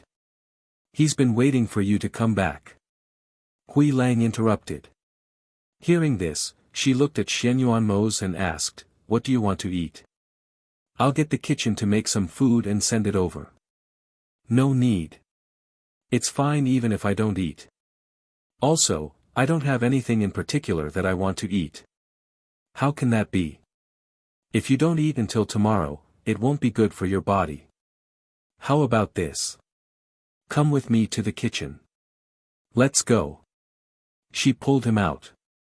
When Grey Wolf and Ning Yi saw this, they also followed behind. Because it was already past dinner time, although there were still many things in the kitchen that could be eaten immediately, Fengjiu didn't touch them. Instead, he got Xianyuan Mose to wait for him outside the kitchen. He rolled up his sleeves and planned to personally make some food for him. "Master, the ghost doctor is planning to personally make dinner for you." Hui Lang saw that his master kept looking inside and said enviously, "I heard that the ghost doctor's cooking skills are actually quite good, but I haven't had the chance to try it." Hearing this, Xianyuan Mose glanced at him coldly. Then, he got up and walked to the kitchen door. He stood there and watched the red figure busying herself. Inexplicably, his heart softened into a ball. He only felt a warm current surging in his heart, filling his heart. At this moment, he only felt that his heart was peaceful. In his eyes, there was only the figure busying herself for him. This warm feeling was as if his heart had found a place to belong. It was very strange. It wasn't rice, nor was it porridge, nor was it dessert. She only made a bowl of noodles. She thought, he's already tired of eating those things. Then, she'll just make a simple bowl of noodles for him. Perhaps his appetite would be better.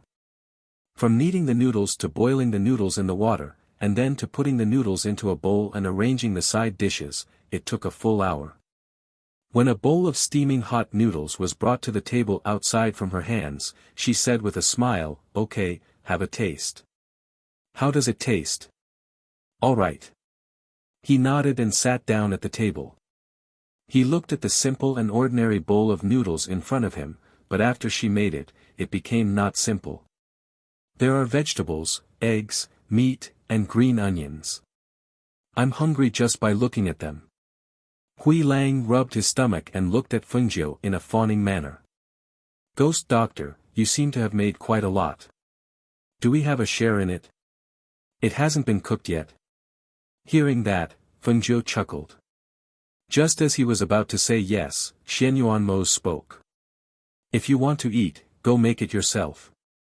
That's mine," he said domineeringly as he picked up his chopsticks and started eating. These were noodles that Fengjiu made for him. Did these two people want to eat them? Think about it slowly. When the three heard his words, they couldn't help but be startled. Hui Lang looked at the bowl of noodles in front of him and asked, "Master, can you still eat after eating such a big bowl of noodles?" Hearing that, he glanced coldly at Hui Lang. Then, he turned to look at Fengjiu and said, "Leave the inside for supper tonight." Chapter 1300. Hui Lang and Ning Yi looked at each other and thought to themselves, Master's appetite is really good. Since Master had spoken, they didn't dare to eat the ghost doctor's noodles. However, seeing Master eating with relish, their stomachs couldn't help but grumble. "I don't want to eat the ghost doctor's noodles. I'll go to the kitchen to find something else to eat. Hui Lang said as he walked into the kitchen and took out some snacks. Fengjiu couldn't help but smile when he saw this. He sat down at the table and supported his chin with one hand as he looked at the man eating noodles. His heart felt warm and happy. Until he finished the noodles in his bowl, she said, "Let's go for a walk. Let's help with digestion." She held his hand and stood up, saying to the two people at the side, "If you haven't eaten, then quickly go and eat. There's no need to follow. Nothing will happen in the palace." Saying this, she left with Xianyuan Mo's. After watching the two leave, Hui Lang sat down at the table and asked, "Ying Yi, do you think the monarch is satisfied with the ghost doctor or not?" Ying Yi sat down and said, "Who knows what the monarch is thinking? However, he should be observing her to see if the ghost doctor has the qualifications to be the woman by master's side." Hearing this, Hui Lang nodded and said in agreement, "That's true. Since the monarch is the ruler of Xianyuan Empire and is master's father, although he doesn't have a good relationship with master, he definitely won't allow the woman by master's side to be too weak. If it were any other father, they would find the best and most outstanding woman for their son. They will take care of master's matters. We don't need to worry about this." Ying Yi said and glanced at Hui Lang sitting opposite him, "Why didn't you take 2 pairs of chopsticks and use your hands instead?" The gray wolf ate a crystal dumpling and reached out its paw to pick up another one. After hearing his words, it paused and continued, "This is convenient. Besides, I forgot to take my chopsticks just now. It's no big deal to make do with it." After saying this, he stuffed another crystal dumpling into his mouth. Seeing him sitting there without eating, he asked, "You're not eating? Are you not hungry?" "I'm not a wolf. I eat with my claws." Ying Yi stood up and walked to the kitchen. Not long after, he came out with a pair of chopsticks, a cup of stewed soup, and some snacks. "Why didn't you give me an extra pair of chopsticks?" Hui Lang asked with his eyes wide open. Ying Yi glanced at him. "Didn't you say that it's more convenient to use claws? And I see that you're almost done eating. What claw? This is my hand." He glared at him. After finishing his food in 2 or 3 bites, he stood up and said, "Take your time to eat." As he spoke, he strode away. Ying Yi ignored him and continued eating his own food. The next morning, before the sky was completely bright, Fengjiu left the courtyard and headed for the imperial garden. She did not forget that she had promised to collect dew to make tea for the monarch today. Although this kind of thing could be done by other people, she had been specifically asked to do it. She could only bear with the sleepiness and get up early. She yawned and came to the imperial garden. Looking at the beautiful flowers in the garden and the dew condensed on the petals, she thought for a moment. Did they collect dew drop by drop? If that was the case, then she wouldn't be able to collect enough dew to make a pot of tea even if she spent a few mornings. Chapter 1301. Standing in front of the flowers, she condensed a spiritual aura in her hands. With a point of her finger, all the dew in the flowers in front of her was sucked up, condensing into a thin column of water and falling into the bottle through her finger. In the dark, the shadow guards who saw this scene were slightly surprised. Using spiritual energy to gather dew was not something that an ordinary person could do. One had to know that this was only collecting dew. If one did not control their spiritual energy well, not only would it destroy the flowers, the dew would also evaporate into mist. In the past, the dewdrops that the monarch drank were collected by the palace maids when they woke up early in the morning. No one had ever tried to use spiritual power to collect dewdrops from the eyebrows and eyes. Moreover, it was successful in one try. When Fengjiu used her spiritual energy to collect the dew, a thought suddenly appeared in her mind. If this dew was added to some spiritual herbs to make a concentrated fragrance pill, would it be excellent? Apart from the fragrance of the dew, it was also a rootless water. If it was used to make pills and medicine, thinking of this, she had the urge to try making pills. However, she knew that it was not good for her to make pills here. She could only suppress this thought. After all, if she made pills, it would be good if she succeeded. If she did not succeed, who knew what would happen and what would happen? She went forward to look at the dew in the bottle. It was less than half a bottle. Thus, she changed to another place and collected the dew again. She used less than an hour to collect all the dew in the imperial garden. She kept a small bottle for herself and took the rest to the palace to find the palace maid from yesterday. This is the dew. Take it and leave it for the monarch to make tea. Fengjiu gave the dew to the palace maid. She turned to leave, intending to go back and catch up on sleep. This dew. There's so much. The palace servant looked at the full bottles in astonishment. Was this really collected by her? Could it have been mixed with water? Thinking of this, his expression could not help but become strange. It could have been mixed with water. Otherwise, how could she have collected so much in just one morning? Feng Jiu glanced at him and knew what he was thinking. Thus, she said, "Don't worry, it's flower dew. It's not watered." As soon as she finished speaking, she waved her hand and walked outside. On the other side, the monarch's sharp eyes moved slightly when he heard the secret guard's report. Oh. She actually has such ability? Yes, and she's very skilled.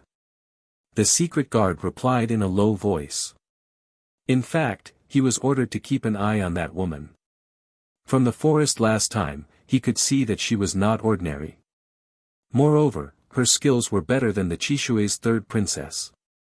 Even Prince Qishui was not her opponent. If they weren't from the imperial family of the 8 great empires, they might be from some aristocratic families.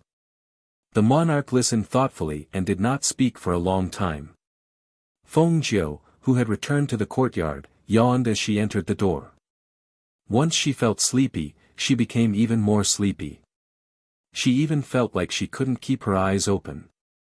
Especially since she had only used about an hour to collect the flower dew. In addition, the sky was not completely bright yet. The dusky sky made her feel like it was still late at night. After entering the room, she took off her coat and threw herself on the bed. She pulled up the quilt and continued to sleep. Chapter 1302. She was the only one on the bed, so she didn't go to the wrong room. Thus, without even opening her eyes, she fell into a deep sleep, curled up in the blanket. When Xianyuan Mose finished washing up and walked out, he didn't see anyone at the table. When he walked into the room, he actually saw her curled up in the blanket, sleeping. He couldn't help but stare blankly, then shook his head with a smile. He didn't wake her up, but walked out of the room, gently closed the door, and went to the courtyard, calling out, "Ing-yi. Master." A black-clothed figure instantly appeared in front of him. Where did she go so early in the morning? In his impression, if there wasn't anything important, she wouldn't wake up early. Which time didn't she wake up naturally? Looking at her, it was obvious that she hadn't woken up yet. Otherwise, how could she have entered the wrong courtyard and entered his room? The monarch ordered the ghost doctor to collect the 100 flower dew, so she left before the sun rose. When she came back, she was sleeping while walking, so she crossed her courtyard and entered Master's room. Ing-yi said with a smile on his face. Hearing this, Xianyuan Mose was silent, looking at the room for a while without saying anything. After a while, he ordered, "Have the kitchen cook some porridge and prepare some side dishes. Wait for her to wake up to eat." "Yes." Ing-yi replied, and went out to give his orders. When it was close to noon, Fengjiu finally woke up. Only, when she woke up and saw the person sitting by the bed reading a book, she was stunned. "Why did you come to my room so early in the morning?" Xianyuan Mose hooked his lips, and a smile bloomed on his lips. He patted her head with the book in his hand. "Stupid woman, look whose room this is." She blinked, looked around, and was slightly surprised. Then she smiled embarrassedly and quickly sat up, so it was me who walked into the wrong room. I was thinking that it was still warm when I lay down in the blanket, but I didn't touch anyone, so I ignored it, hee hee. I've asked someone to prepare some food. Get up and eat. If you haven't slept enough, then continue sleeping. Hearing this, she rolled her eyes. I'm not a pig. She lifted the blanket and got up, saying, bring me the clothes by the bed. Shen Yuan Mose stood up, put away the book in his hand, and handed her clothes. After she got dressed and washed up, he walked out. However, before he could sit down in the courtyard, a palace servant came in. Miss Feng, the monarch invites you in. Upon hearing this, Shen Yuan Mose's face darkened. He said directly, get lost. The eunuch couldn't help but lower his head. He didn't dare to speak, but looked at Fengjiu. I'll go take a look. You eat first. Don't wait for me. She patted his arm and pulled him to sit at the table. I'll go with you. He stood up after being forced to sit down. He held her hand and walked out. Sai. Fengjiu shouted. She had no choice but to let him go. When they arrived at the palace, the monarch was sitting in front of a long table with squinted eyes. On the long table was a table full of delicious food. What was different from yesterday was that there was a chair and a set of chopsticks beside the monarch today. At this moment, a man in gray came forward and whispered a few words in the monarch's ear. The monarch opened his eyes and sneered, does he think that I'll eat his woman? Chapter 1303. Yes. The gray-clothed man replied with a hint of a smile in his eyes. The monarch and the crown prince had never eaten together before, so he must be looking forward to it. Monarch. Fengjiu was led in by Shen Yuan Mose. She let go of his hand and bowed to him. Father. Shen Yuan Mose's voice was indifferent as he called out. This monarch told her to come, why did you follow? Are you afraid that I'll eat her? The monarch snorted and glanced at him. Then he said to Fengjiu, why are you still standing there? Sit. Ah. Fengjiu was listening to him scold Shen Yuan Mose. She was startled when she heard his voice. What ah? I told you to sit down and eat with this monarch. Hearing this, her eyes lit up. She stared at the table full of delicious food and smiled happily. She pulled Shen Yuan Mose to sit down, thank you, monarch. Shen Yuan Mose glanced at the two sets of bowls and chopsticks that were prepared, but he did not say anything. Eat. After eating, go back to where you came from. Don't be an eyesore here every day. The monarch said with a straight face, as if he was tired of them. As soon as he finished speaking, he picked up his chopsticks and started eating the food that the palace servant put in front of him. Fengjiu's eyes flashed. She looked at him, then looked at Shen Yuan Mose. She did not say anything, but she stood up and put some food on the plate. She brought it to the monarch. Monarch, tell me what you want to eat. I'll get it for you. The monarch replied and did not pay any attention to them. Try this. Shen Yuan Mose put something in her bowl, it's best to eat it while it's hot. Okay, I ate this yesterday. It's not bad.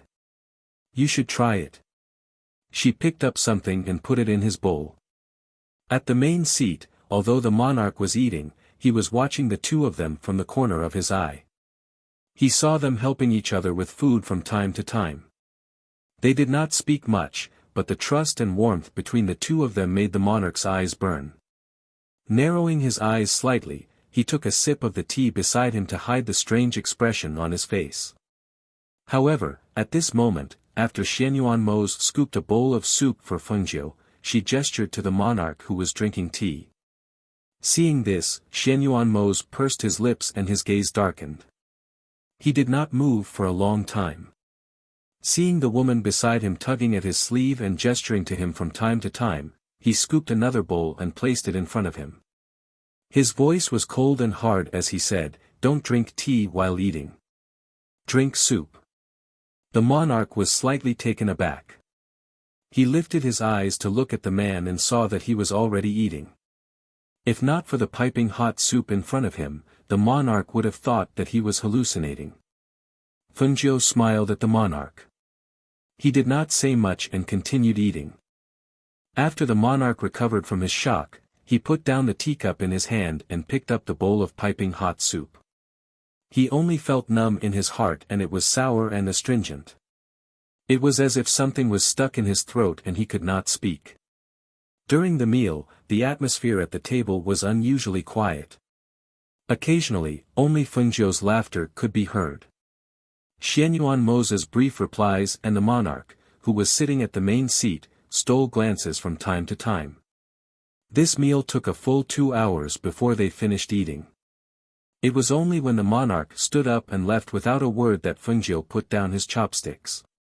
He rubbed his round belly and laughed happily, "I'm so full."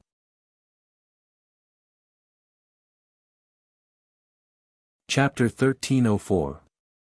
When the two of them walked out together, Ying Yi and Hui Lang, who were waiting outside, silently followed them. Seeing them walk towards the palace gates, she couldn't help but ask, "Don't we need to say goodbye to the monarch?" "What's there to say?" "There's no need." As Xianyuan Mo spoke, he didn't let go of her hand. However, after walking a distance away, he suddenly stopped in his tracks. "What's wrong?" She raised her head and asked, looking at him in surprise. "Did he change his mind?" Xianyuan Mo stared at her and asked, "Where's your veil?" Fengjiu was stunned, then he chuckled. He took out the veil and waved it in his hand, "It's here." He took it and put it on for her. "There are too many people outside, it's better to put it on." "All right, I'll listen to you," she said with a smile, holding his hand as they walked towards the palace gates. They were leaving the palace. In her eyes, his father was just a father who didn't know how to express his feelings for his son. She thought that something must have happened between them, otherwise their relationship wouldn't be so stiff. However, they were father and son. As long as it wasn't a big mistake, there would be a day when the knot in their hearts would be untied. "Your Highness, Miss Feng, please wait a moment." Not far behind them, a hurried voice sounded. The two of them stopped and turned around, seeing the palace servant that Fengjiu was familiar with quickly running over. Gasping for breath, he bowed and presented a box with both hands. "Miss Feng, this is for you from the monarch." Fengjiu was slightly stunned. He glanced at Xianyuan Mo's, then took the box and opened it to see a blood jade. What was different from normal blood jade was that this blood jade was filled with light, as if the light inside was about to overflow. It was very dazzling. Xianyuan Mo's took a look and his eyes moved slightly. He said to Fengjiu, "Take it." Hearing him say take it, she put it away and said to the palace servant, "Thank the monarch for us." "Yes." The eunuch replied with a smile before turning to leave. It was not until they got into the carriage that Fengjiu took out the blood jade and looked at it again and again. "This blood jade is beautiful, but what's inside? It feels like it can move." He took the blood jade from her hand and used his fingertip to force a drop of her blood into the blood jade to recognize it as its master. He then tied it to her waist and said, "Wear this blood jade. Other than being able to help with your cultivation, it can also automatically protect its master." Automatically protecting its master? She was slightly surprised. Is this a magic treasure? A rare magical treasure? Hearing this, she blinked and smiled. "Your imperial father is quite generous." She didn't have anything to give him. A single blood jade was enough to buy you over. He raised his eyebrows and glanced at her. "Hee, you can't say that." She held his arm and leaned her head on his shoulder. She smiled and narrowed her eyes, saying, "It should be said that I've subdued your imperial father." In response, Xianyuan Mo's did not say anything and only reached out to hug her tightly. When the two of them returned to the Fu, the people in the Fu saw their master walking in with a veiled woman in red. They couldn't help but sneak a peek. In the past 2 days, they had been guessing her identity. The people in the Fu had been discussing her in private and felt that it was very novel.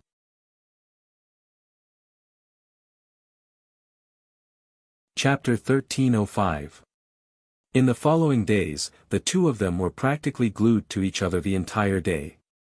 When Xianyuan Mose was handling matters, Feng Zhou would be at his side tidying up his things, reading beside him, or lying on the soft couch to sleep. The days were warm and peaceful. In the residence, everyone was almost certain that this woman in red would be the mistress of the residence. Until, 2 months later, one day. "Master, Uncle Han is back. He's waiting for you in the study." Ing Yi came in to report, and at the same time glanced at Feng Zhou discreetly. Xianyuan Mose responded, and said to Feng Zhou, "I'll be back soon."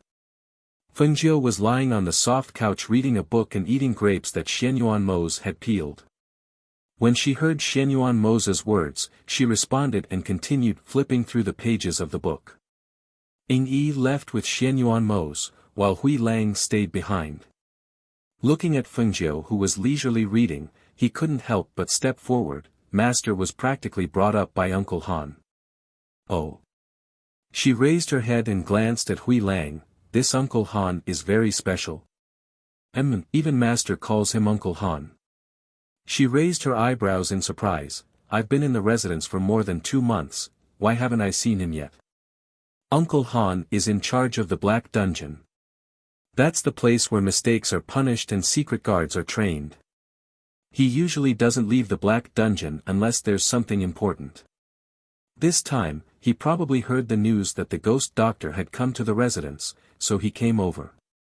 Hearing this, Feng Zhou's eyes flashed. Looking at Hui Lang who was slightly hesitant to speak, her heart trembled slightly, but she didn't care and continued flipping through the book. However, this time, she couldn't really focus on the book. Hui Lang opened his mouth, wanting to say something, but didn't know what to say. In the end, he just closed his mouth. On the other side, in the study. "Uncle Han, why are you back? Did something happen over there?" After Xianyuan Mose entered the study, he saw the middle-aged man sitting at the table and asked. "Ah Zay, I heard that a woman of unknown origin came to the manor. Is there such a thing?" The middle-aged man asked. He didn't address Xianyuan Mose as master or young master. Instead, he addressed him by his name as an elder would address a junior. "Uncle Han, her name is Feng Zhou. She's not a woman of unknown origin." He sat down at the table and said in a low voice, "I've known her for a few years. She's the woman I love and will be the mistress of the house in the future. I don't want Uncle Han to have any prejudice against her." Uncle Han's face darkened. "Ah Zay, you've never had a woman by your side since you were young. You don't know much about women. Women are all vain. They only care about your status and everything you have. They don't really love you. That's enough, Uncle Han." Xianyuan Mose stood up with a dark face. "Thank you for your concern, Uncle Han. If there's nothing else, you should return to the Black Dungeon as soon as possible." As soon as he finished speaking, he flicked his sleeves and strode out. Uncle Han, who was sitting in the study, clenched his fists as he watched Xianyuan Mose leave in a huff. It was as if there was a ball of fire burning in his heart. His gaze darkened and a ruthless aura emanated from his body, making him look extremely terrifying. In the dark, the shadow guards didn't dare to breathe loudly when they saw this. After a while, he stood up and left the study. Only then did the shadow guards let out a sigh of relief.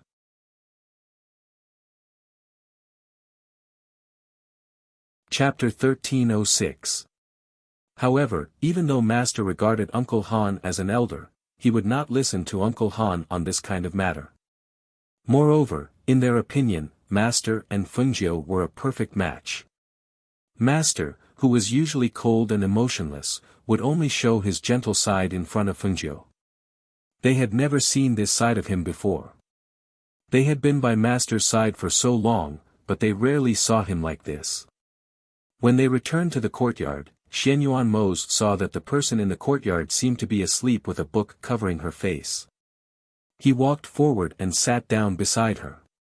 He glanced at Hui Lang. Why didn't you get a blanket to cover her? Hui Lang scratched his head. This subordinate didn't think of it just now. How about I go get it now? As he spoke, he quickly walked into the room and took out a blanket to hand to master. Just as Xianyuan Mose was about to cover her with the blanket, he saw that the book covering her face was removed, revealing a smiling face. I'm not sleeping. Looking at that smiling face, the anger in his heart dissipated. The corner of his mouth raised slightly. If you're tired, go back to the room and sleep. It's easy to catch a cold if you sleep here. Then you'll carry me in. She stretched out her hands, directly asking him to carry her. Okay, he replied. He got up and bent down to pick her up. Holding her in his arms, he walked into the room.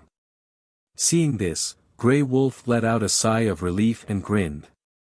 He turned around and saw a figure standing not far away, looking at this scene with a gloomy face.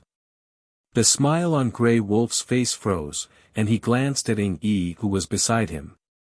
Uncle Han. Why did he come here? Did he want to see the ghost doctor? You too, come here. The middle-aged man standing outside the courtyard called out in a deep voice. Ying Yi and Hui Lang paused for a moment, then walked out. Greetings, Uncle Han.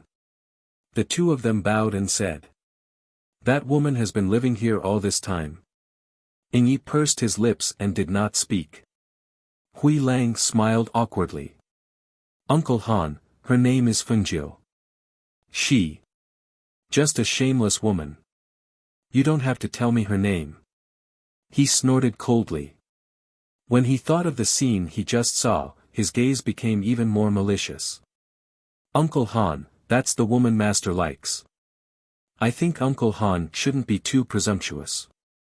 Otherwise, if Master hears it, he won't like it. Ying Yi said coldly.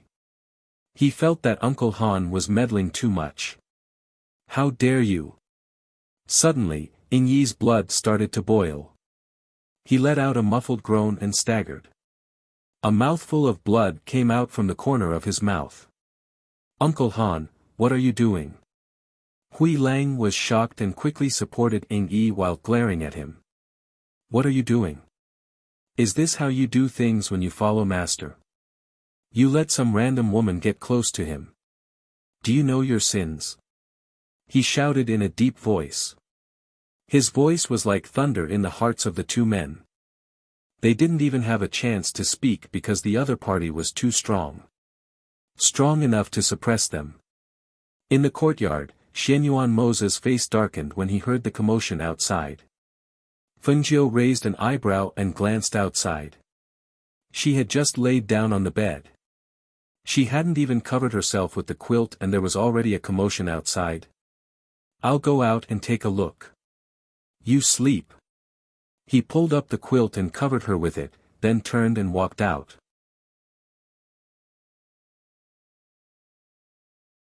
Chapter 1307. Outside, Uncle Han, who was scolding the two, saw the door of the courtyard open. His face darkened as he looked over. His gaze went past Xianyuan Mose and landed on Fengjiu, who was dressed in red. Looking at the woman's beautiful face, he was even more certain that she was a vixen. When Fengjiu walked out, she sensed a sharp and hostile gaze staring at her and sizing her up. She raised her eyes and looked over, her gaze landing on the middle-aged man outside the courtyard. The man was dressed in black clothes, had a robust figure, and a piercingly cold aura. His entire body emanated a powerful and sharp pressure. As for his face, it was not ordinary, but it was not outstanding either. However, he had a dignified face, but at this moment, he looked a little sinister and gave people a bad feeling. Was this the Uncle Han that Hui Lang mentioned? Even if Xianyuan Mose was brought up by him, he was too meddlesome. He even wanted to meddle with the woman by his side. This desire to control, really opened her eyes. Even the monarch of the palace, Xianyuan Mose's father, was not as meddlesome as him. Her first impression of this Uncle Han was very bad, and she was very displeased. If it were a relative, it would be understandable. However, he was neither a relative nor a friend. How could he meddle in her master's affairs just because of a bit of friendship?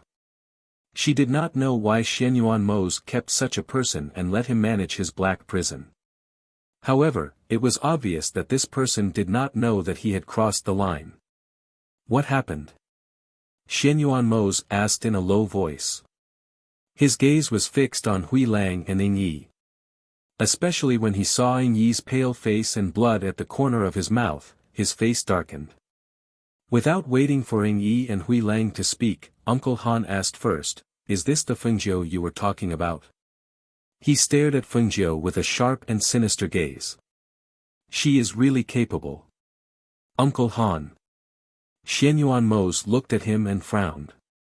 I told you to stay out of this. Ah Zay, this demoness must know some kind of seduction technique. Otherwise, she wouldn't be able to charm you like this. You can't keep such a person by your side. If you really want a woman, Uncle Han can help you find one. There are many who are prettier than her. Hearing this, Fengjiu burst out laughing. She slowly stepped forward and came to Xianyuan Mose's side. She held his arm with both hands and leaned against him. Her beautiful face bloomed with an enchanting smile. Mose, who is this old man? Hearing this, Hui Lang's Ying Yi couldn't help but twitch the corners of their mouths. They glanced at Uncle Han, whose face was ashen, and tactfully retreated to the side.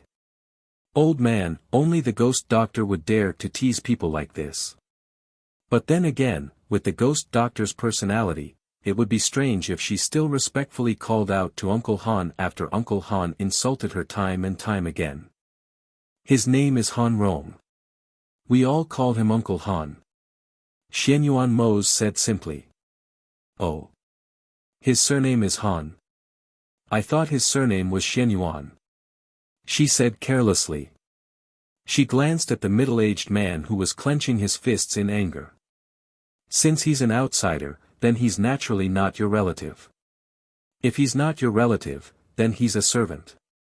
How can a servant care about your business? You impudent. Han Rong shouted angrily.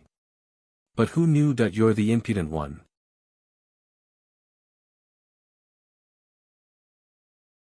Chapter 1308.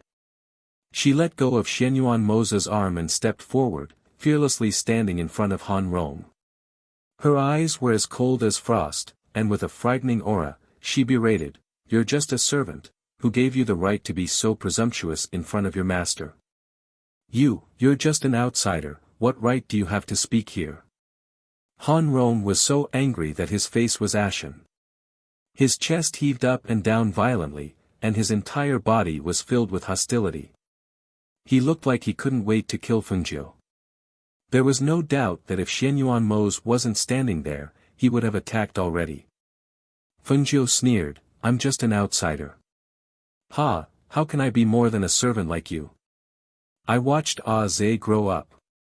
He angrily clenched his fists and shouted. "So what if you watched him grow up? Did you give birth to him? Or did you raise him? Watched him grow up? Can you not differentiate between seniority and inferiority just because you watched him grow up? Can't differentiate between master and servant? Or are you trying to force me to repay your kindness?" She stepped closer and closer, her words aggressive. Han Rong's face turned from green to black, and then to red. She opened her mouth but couldn't say a word. She could only stare at Fengjiu with a pair of angry eyes, as if she wanted to drink her blood and eat her flesh. Xianyuan Mose, who originally didn't look very good, heard Fengjiu's words, and his face softened. His eyes flashed with a trace of a smile and doting. He didn't say anything, and let her handle it. In the future, she would be the mistress of this house. Although because of her relationship with him, the people in the house would acknowledge her, but it was hard to say if they would really obey her. She must have the ability and courage to handle things. Originally, he was thinking of how to find an opportunity for her. Now that Han Rong had personally delivered herself to his door, who else was more suitable than him to be the one to punish the chicken to warn the monkey? Using Han Rong, who was in charge of the black prison, as an example, who in this house would dare to not obey her? Ah Zay, you're just going to let this demoness humiliate Uncle Han like this? He couldn't take it anymore and looked at the indifferent Xianyuan Mose. What I see is only you humiliating her, not the other way around. Xianyuan Mose's eyes darkened.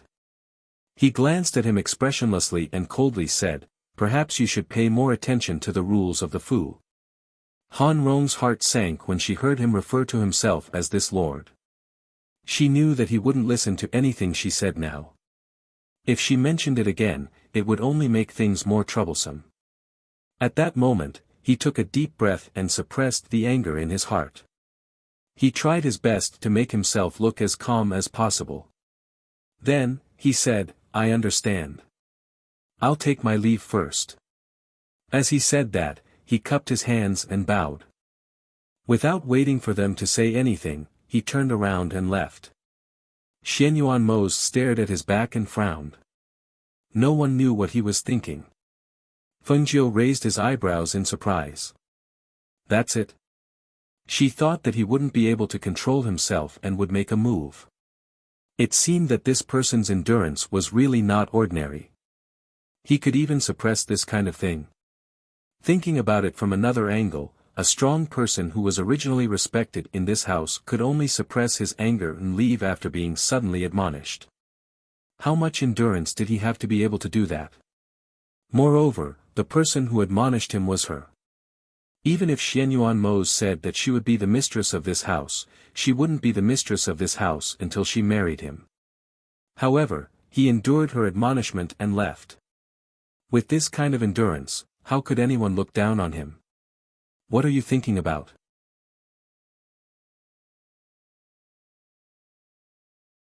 Chapter 1309. I'm thinking, why did you keep such a person by your side? Why did you entrust him with such an important task? Based on his character, this was not right. Hearing this, Xianyuan Mose's expression changed slightly. He looked in the direction that Han Rong left and said, he was never like this before. On the side, Grey Wolf supported Ing Yi and stepped forward, quickly saying, yes, he really wasn't like this in the past. In the past, he was wholeheartedly thinking about Master and the house. He never did anything out of line. Today, he went too far, it really surprised people. Fengjiu was deep in thought. Never like this before. Just because of her. Could it be that she really had a bad first impression of him, so she misunderstood that he was a scheming person? Hui Lang, helping Yi to get treated. Xianyuan Mose said. Yes. After replying, he left with Ing Yi first. Xianyuan Mose held her hand and said, there are many people in the manor, and many of them are stronger than you. They will acknowledge you because of your relationship with me, but whether they accept you or not, it's up to you to decide in the future. Speaking of this, he smiled and said, you handled today's matter well. You should be ruthless and don't have any scruples. Hearing this, she sighed and frowned with a look of disdain, I haven't married you and you're already so troublesome. I have to reconsider whether I want to marry you or not. Saying this, she pulled her hand back and turned to walk into the courtyard. Xianyuan Mose was startled and stunned for a moment. He chased after her anxiously, you promised me, you can't go back on your words. She looked at the sky and thought for a moment. Then, she pursed her lips and refused to admit it, did I? When did I promise you? Why don't I remember? You must have remembered wrongly. Fengjiu. I'm here. She smiled slyly, you know that I hate troublesome matters.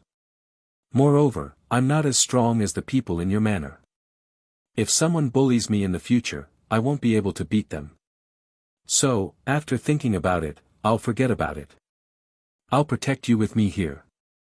He said seriously, moreover, my people won't offend their superiors.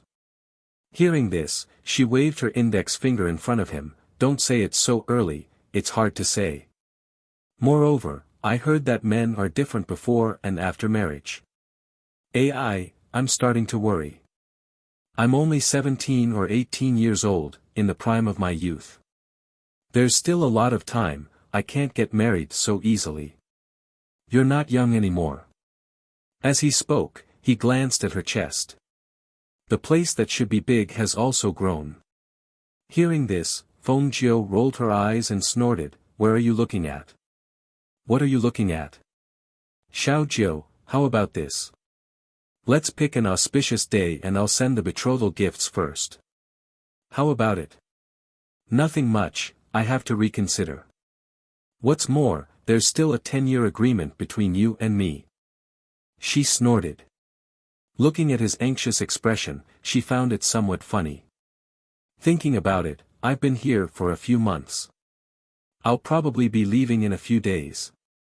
She looked at him and said, "After I leave, you don't have to specifically ask about me. When it's time to appear, I'll appear." Hearing this, his brows furrowed. "Are you planning to hide? Actually, if you have anything to do, you can tell me. I'll help you solve it."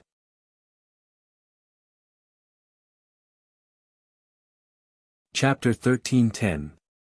A woman who relies on a man too much will become nothing in the end. She doesn't like to rely on others. She wants to be able to make her own decisions and deal with her own problems.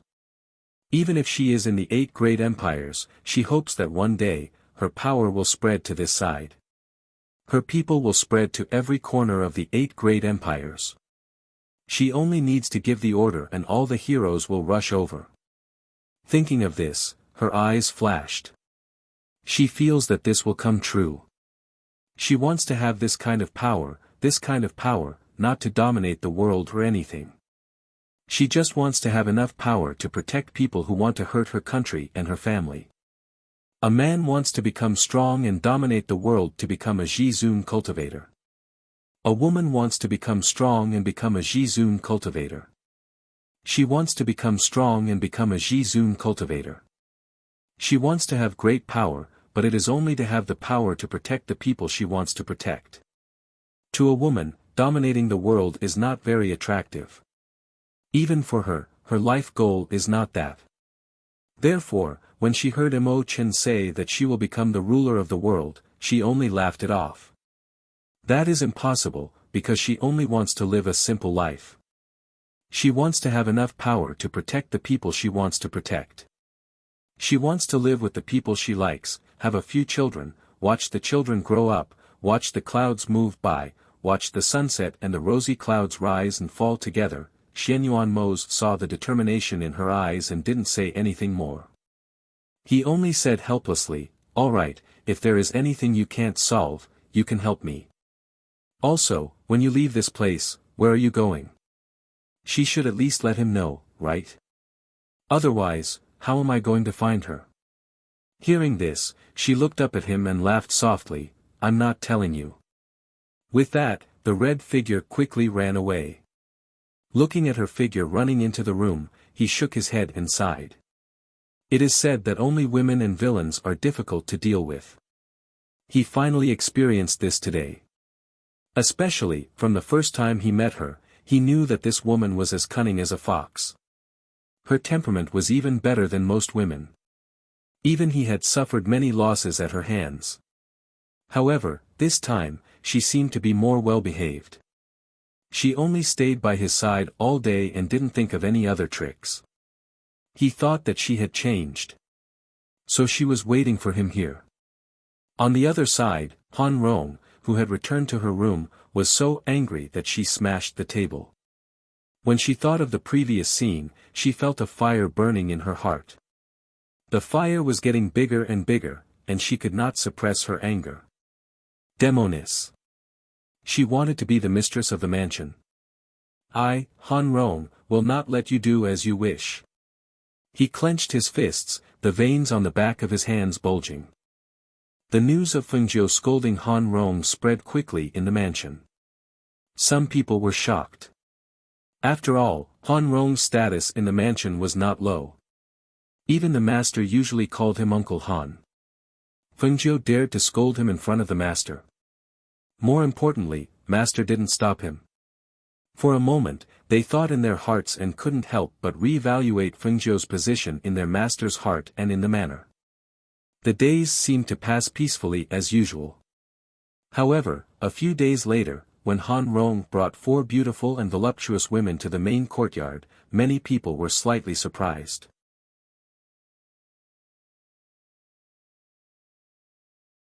Chapter 13:11.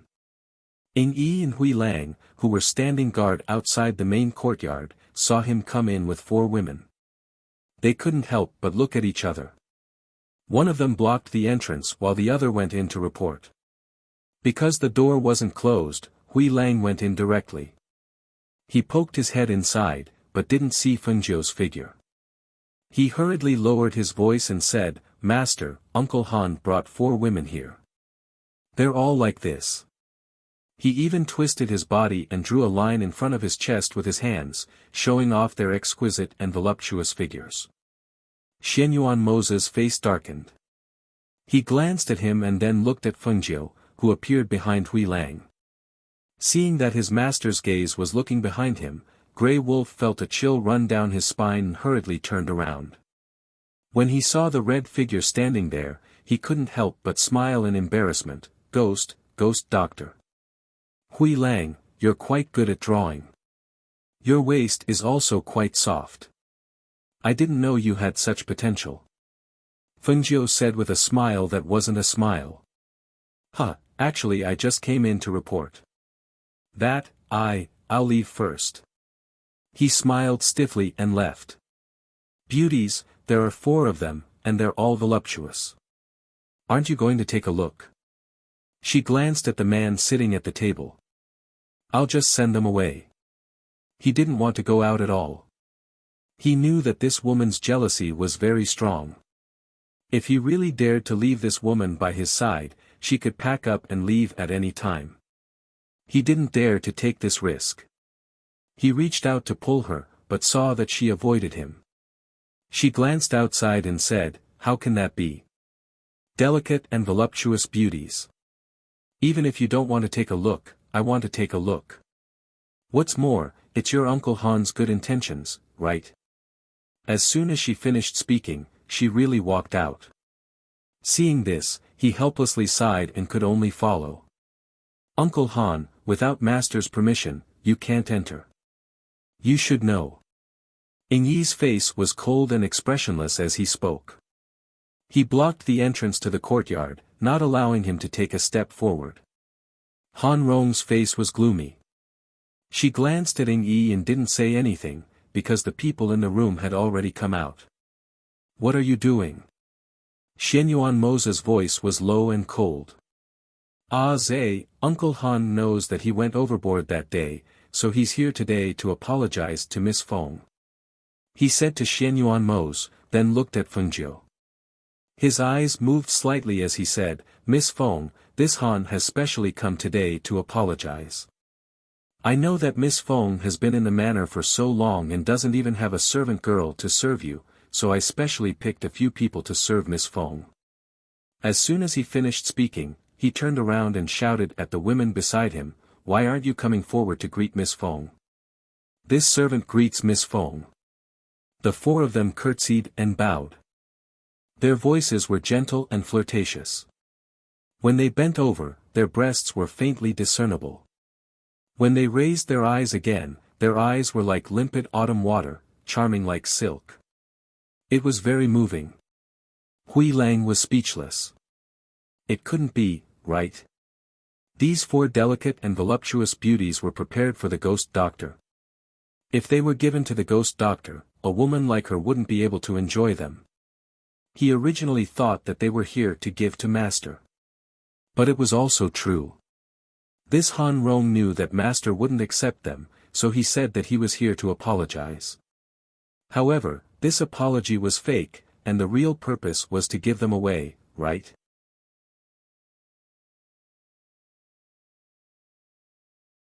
Chapter 13:12. Xianyuan Mo's furrowed his brows and looked at Fengjiu. When he saw her glowing eyes staring at the 4 women, the corner of his mouth couldn't help but twitch, and he looked away, speechless. Are you really giving me these plump beauties? She stepped forward and touched one of the hands. They're so smooth. What are you applying? The beauty whose hand was touched by her stiffened and didn't dare to withdraw her hand. She could only brace herself and say softly, Miss Feng, this servant uses pearl cream on my hands.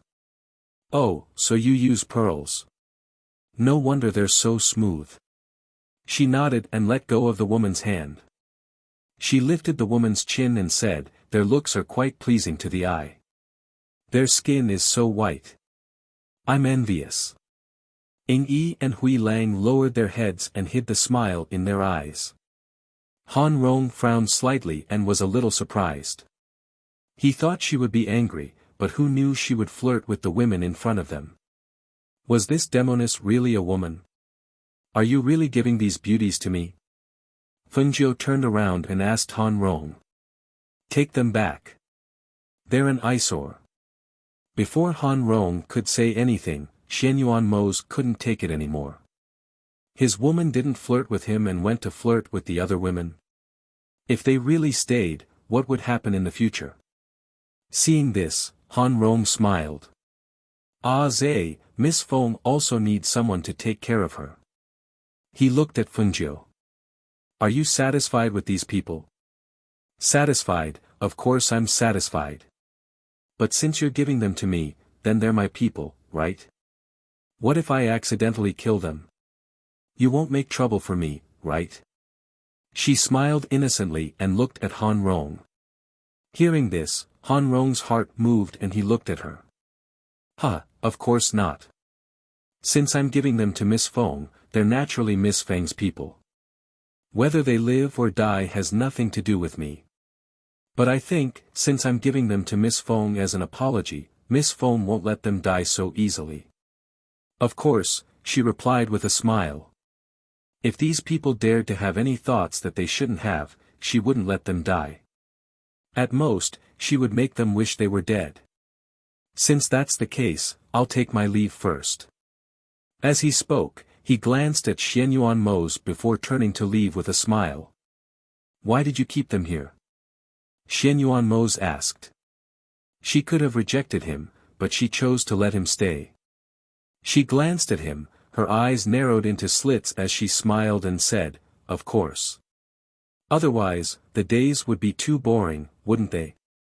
As soon as she finished speaking, she looked at the four beauties in front of her and asked, what are your names? However, just as they were about to say their names, Fengjiu waved his hand and said, let's call the four of you spring, summer, autumn, and winter. Don't come to the main courtyard unless I tell you otherwise. Yes. The four of them replied, not daring to refute. Hui Lang, if there's anything you need them to do, I'll leave it to you, she said as she looked at Hui Lang. Ah. Me. He paused and looked at the four women. He scratched his head and thought for a moment before saying, all right then. You guys go and fetch water first. Fill up all the water tanks in the backyard. Yes. The four of them replied and bowed before heading to the back.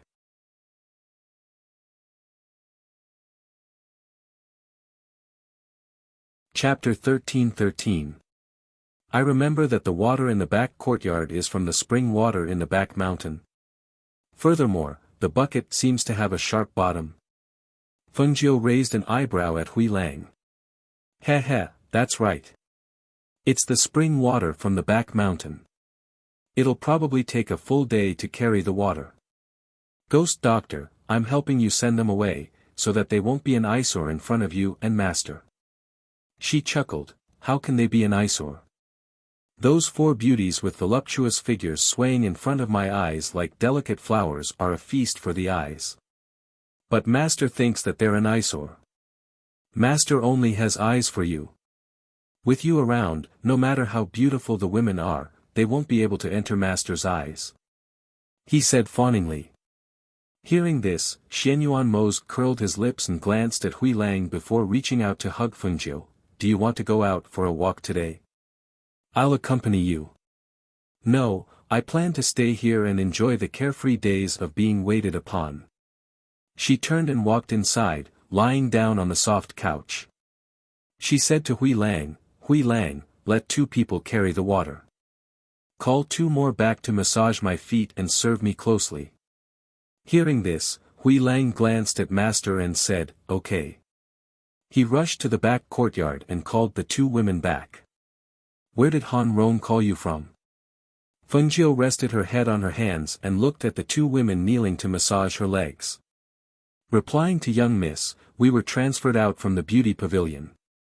The 2 of them replied in unison. Oh. There's a beauty pavilion here. She glanced at Xianyuan Mose and asked with a faint smile, you've never been there before? No. Xianyuan Mose said. Seeing her squinting comfortably and being served by 2 women, he said, I'll go to the study to take care of some matters. I'll be back later. Seeing him leave, Fengjiu raised his eyebrows and glanced at Hui Lang. Is your master running away? How could that be? Hui Lang smiled embarrassedly and retreated outside. Fengjiu snorted and stopped talking. He closed his eyes and went to sleep. At this time, when the 2 women saw that she had fallen asleep, they quietly sized her up. Today, when they came over, they all lowered their heads and did not dare to look at her directly. Now that they saw her, they could not help but be surprised by her beauty. Even among the hundreds of beauties in the beauty pavilion, none of them could compare to her. It was no wonder that the Yama Lord took a liking to her. They had heard that their master, who had never been close to women, doted on a red-clothed woman very much and treated her as a treasure in his palm. Seeing her today, they couldn't help but envy and yearn for her. If they could also obtain master's pity, how good would that be? Thinking of this and what Han Rong said, the 2 women looked at each other and couldn't help but lower their gazes and gently massage her legs. At night, the sky was filled with stars and the courtyard was quiet. After returning to the main courtyard to have dinner with Fengjiu, Xianyuan Mose returned to the study to take care of unfinished business. He was busy until late at night. Fengjiu was already lying on the bed resting. At this time, a woman came to the study with ginseng tea. However, before she could enter, she was stopped by Ying Yi. Go back. Ying Yi lowered his voice and said coldly.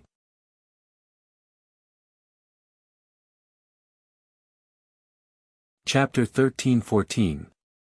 Hearing this, Ying Yi glanced at the woman and guessed Fengjiu's intention. Thus, he pushed open the door and said, Go in. Thank you, guard Ying. The woman was delighted. She gently bowed and walked inside with the ginseng tea. After the woman entered, Ying Yi glanced at the roof and stood guard outside the door as if he didn't know anything. At this time, on the roof of the study, a red figure was squatting there, looking down with interest through the small skylight.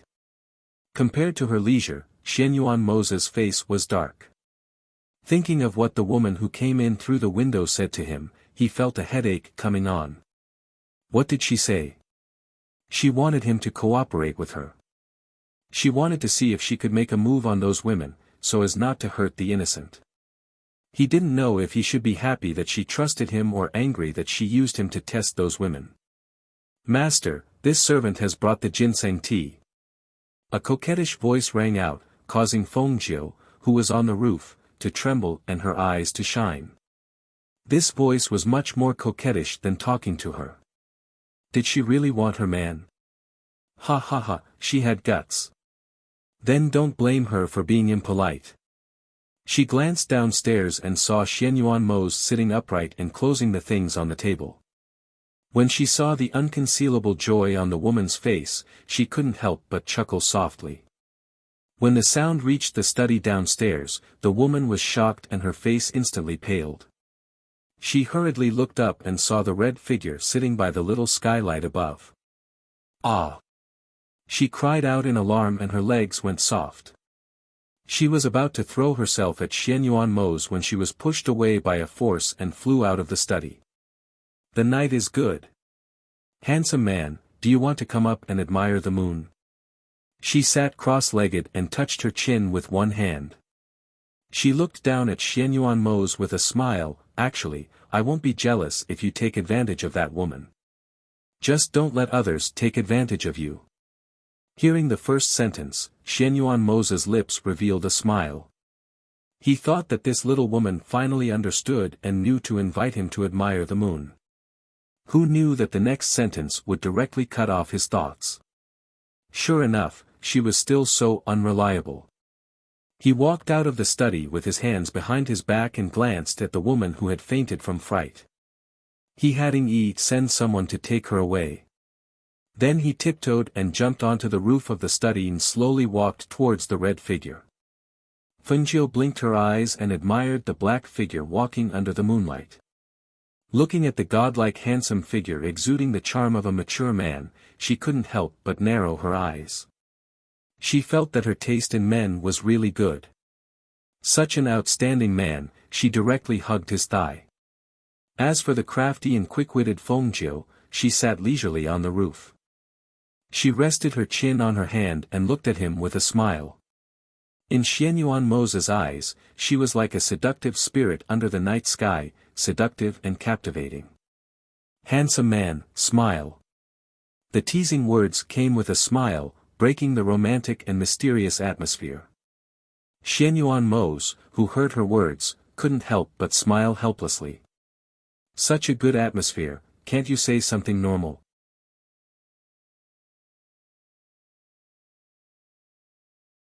Chapter 13-15.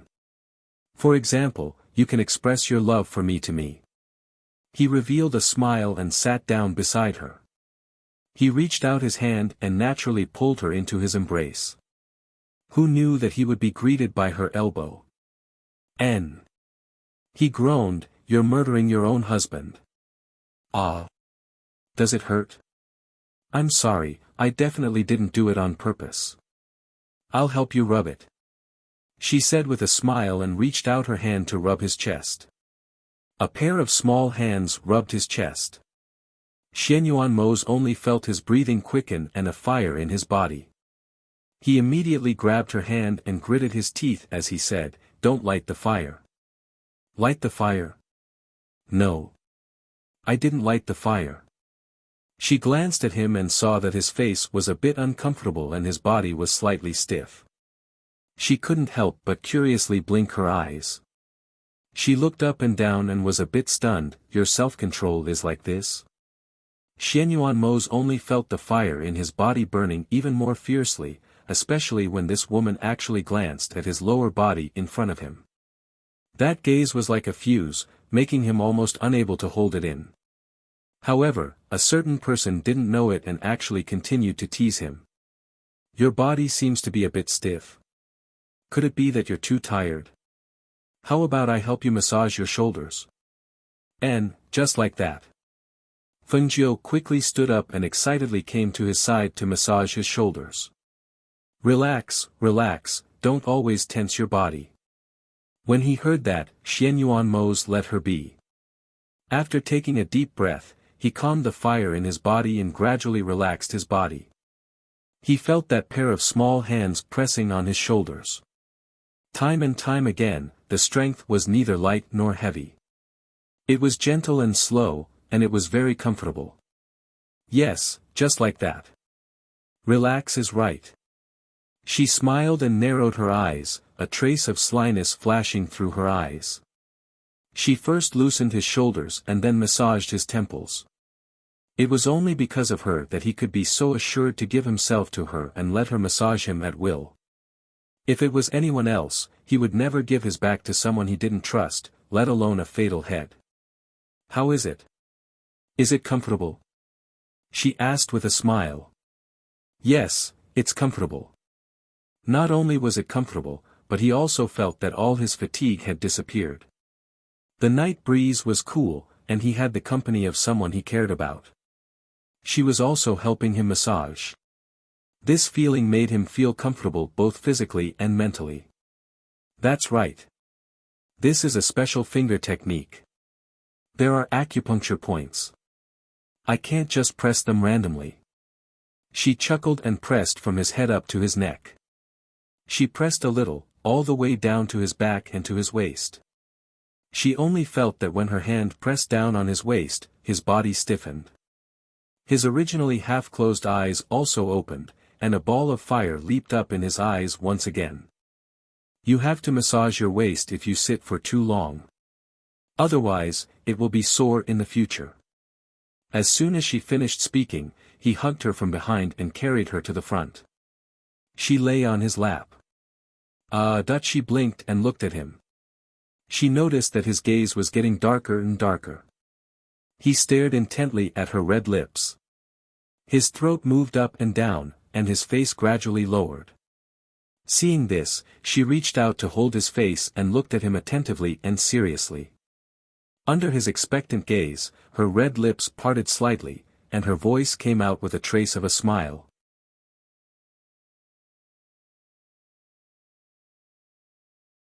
Chapter 13:16. Xianyuan Mo's lips twitched when he heard those words that spoiled the mood. His entire body froze on the spot as he stared speechlessly at the silhouette that instantly leapt up from his lap, giggling as she quickly ran off. Seeing the red figure disappear into the night with a few leaps, only her clear and melodious laughter could be heard in the wind. He couldn't help but let out a heavy breath.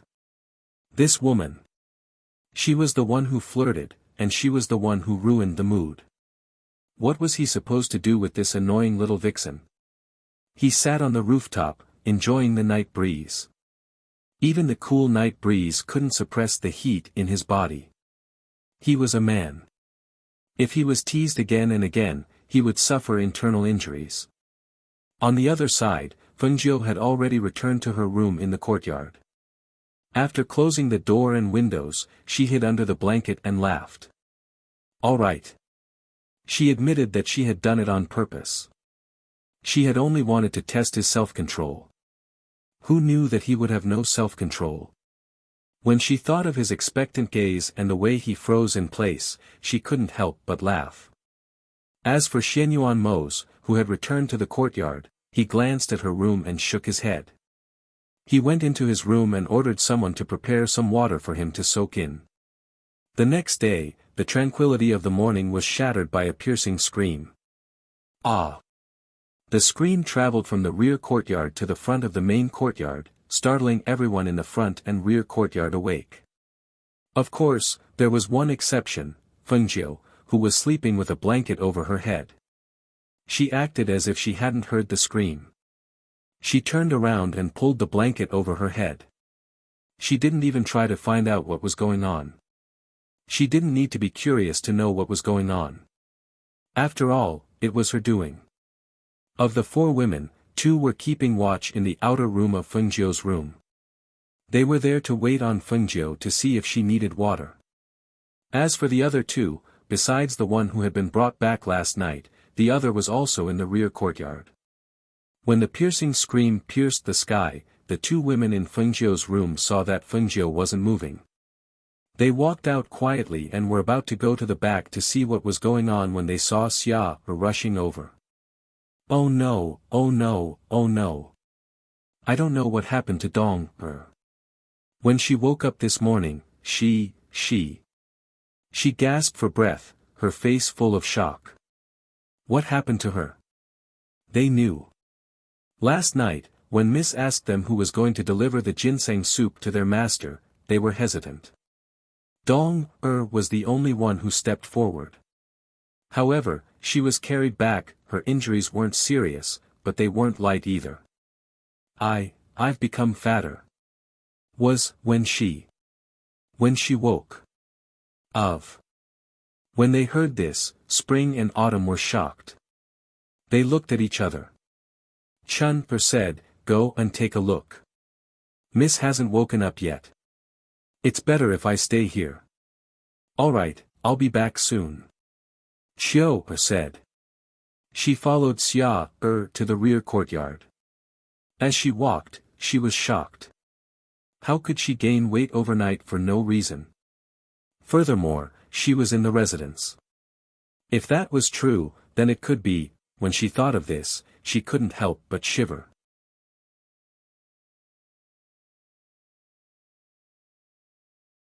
Chapter 13:17. The person crying on the bed lifted her head. Her face was so swollen that it looked like someone had blown air into it.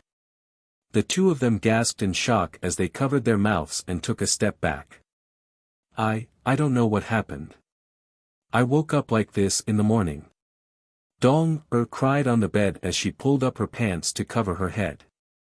She was too ashamed to face anyone. After she calmed down, Chun-er's gaze flickered. Don't cry. It's probably just a little swollen. It's fine as long as there's no other problem. When Miss wakes up, I'll tell her about your situation. The two of them comforted her. After a while, they left and went to the front.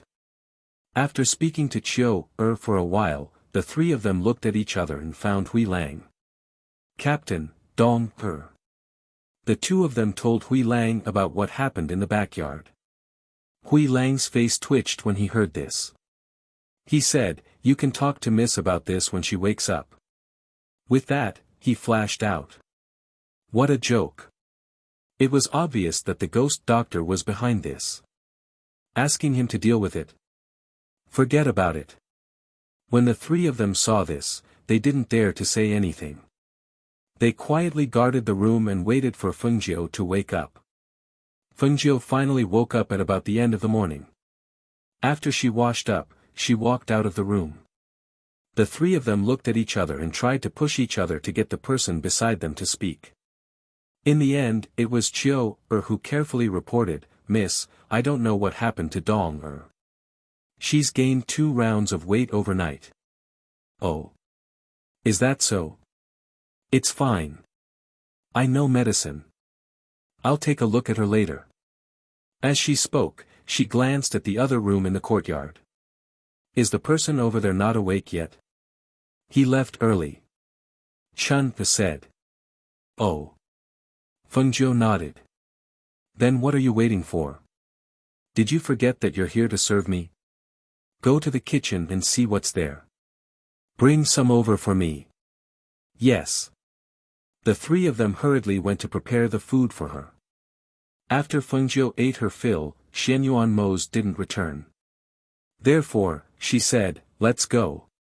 Let's go and see her." Thus, the three of them followed behind her and headed to the backyard with apprehension. Looking at the fat man, Fengjiu couldn't help but sigh. The effect of the medicine was really strong. She had only casually stuffed a strange pill into her mouth, but she had grown fat overnight. It was as if she had blown air into a rubber ball. It was inconceivable. How do you feel? Other than being fat, are there any other discomforts in your body? She took out a small notebook and asked as she jotted it down. This was a book that recorded the effects of those strange pills. No, young miss, please save me. Dong-er cried and begged. It's fine. Wait a moment, I'll find a pill for you. Fengjiu waved his hand and took out a dark red pill. Dong-er hesitated as she looked at the dark red pill. She was a little uneasy as she looked at Fengjiu. She didn't dare to eat it. That pill didn't look like an ordinary pill. Would there be any problems if she ate it? However, just as she opened her mouth, a stream of air hit her and hit the acupuncture point on her chest. She cried out. At the same time, Fengjiu flicked the pill into her mouth. You should be glad that you have the chance to taste my pill. She clapped her hands and looked at Dong-er, who had swallowed the pill. Wait a moment. Tell me if there are any symptoms.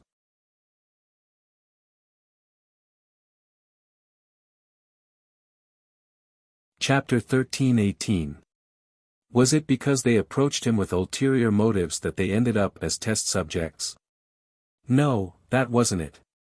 She didn't directly use the medicine on the 4 of them. She only used it after Dong-er gave them the ginseng soup. As they thought of this, the other 3 lowered their heads nervously. At this moment, Dong-er's face turned pale as she thought of the same thing. She suddenly cried out in pain, and her entire body rolled on the ground as she spun around. Her painful cries continued to come out of her mouth. Her originally fat body was visibly slimming down at this moment. However, she was still slimming down.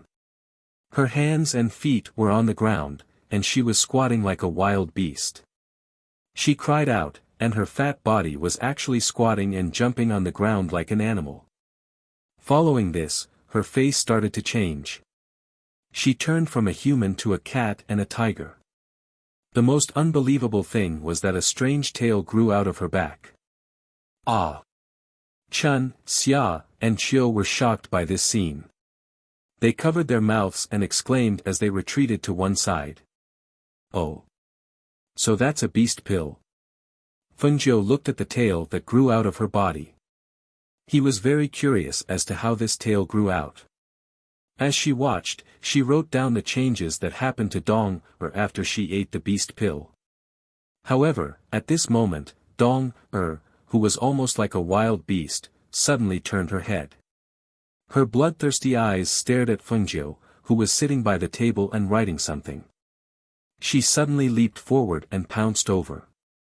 Her sharp claws, which had evolved from her mutation, were filled with a murderous aura as they clawed at Fengjiu's neck. Hiss! No! The three girls gasped. When they saw that she was attacking Fengjiu, they couldn't help but exclaim. They wanted to stop her, but because they had retreated to one side, and because Dong pounced forward at an extremely fast speed, they could only watch helplessly for a moment. However, when they saw that Fengjiu, who was writing something in the small book, lifted his eyes and swept his sleeve. A powerful air current that could be seen with the naked eye surged out and sent Dong flying. The three of them were even more shocked. The four of them had come from the beauty's house. Apart from their stunning looks, their abilities had already reached the Aurus Core stage. However, Dong who was also a Aurus Core stage cultivator, was sent flying by the nonchalant Phoenix 9. Just how strong was she? Could it be that her strength was above the four of them? As they thought of this scene and looked at Dong the three of them were shocked. If they did what haunt, would they end up like Dong and become pill testers? Suddenly, they remembered what she and Han Rong had said. She said that she wouldn't let them die so easily. So, this was what she meant. Ao. Dong howled like a wild beast as she crashed to the ground. Just as she was about to get up and pounce forward again, she was suppressed by Fengjiu's aura, and was unable to get up. She walked forward and curiously felt her pulse. Then, she touched the strange tail that grew out of her back. As she touched the tail, she muttered to herself, "How did you grow a tail? It actually became a beast pill. That's weird." Just as she was thinking, she heard a thunderous roar from outside. "Witch! Come out! Is this your doing?"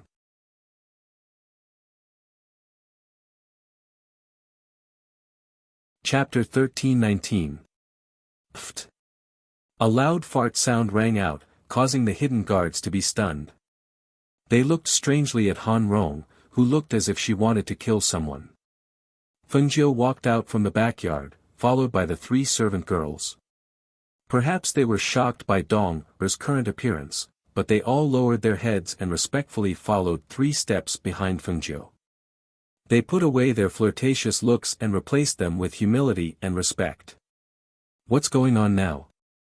Fengjiu glanced at the furious and embarrassed Han Rong, wrinkling his brows and covering his nose. "You're too rude." Pfft! As soon as Fengjiu's voice fell, he heard Han Rong farting again. Instantly, his entire face turned red. He had never been so embarrassed before. He only felt that the prestige he had built up over the years had been destroyed because of this uncontrollable fart. "Witch! It's you, isn't it? When did you take the opportunity to attack me? How dare you?" His face was red as he glared at her. "Take out the antidote." Pfft! The frightening aura that came from the fierce and furious voice was destroyed by the sound of another fart. In the shadows, the hidden guards were stunned. In the courtyard, Fengjiu covered his nose and took a few steps back, staring coldly at him. "Witch? Ha! How dare you? Take out the antidote. Otherwise, I'll kill you. Just as his fierce voice sounded, the furious Han Rong sucked in his palm, and a wave of spiritual energy surged in his palm.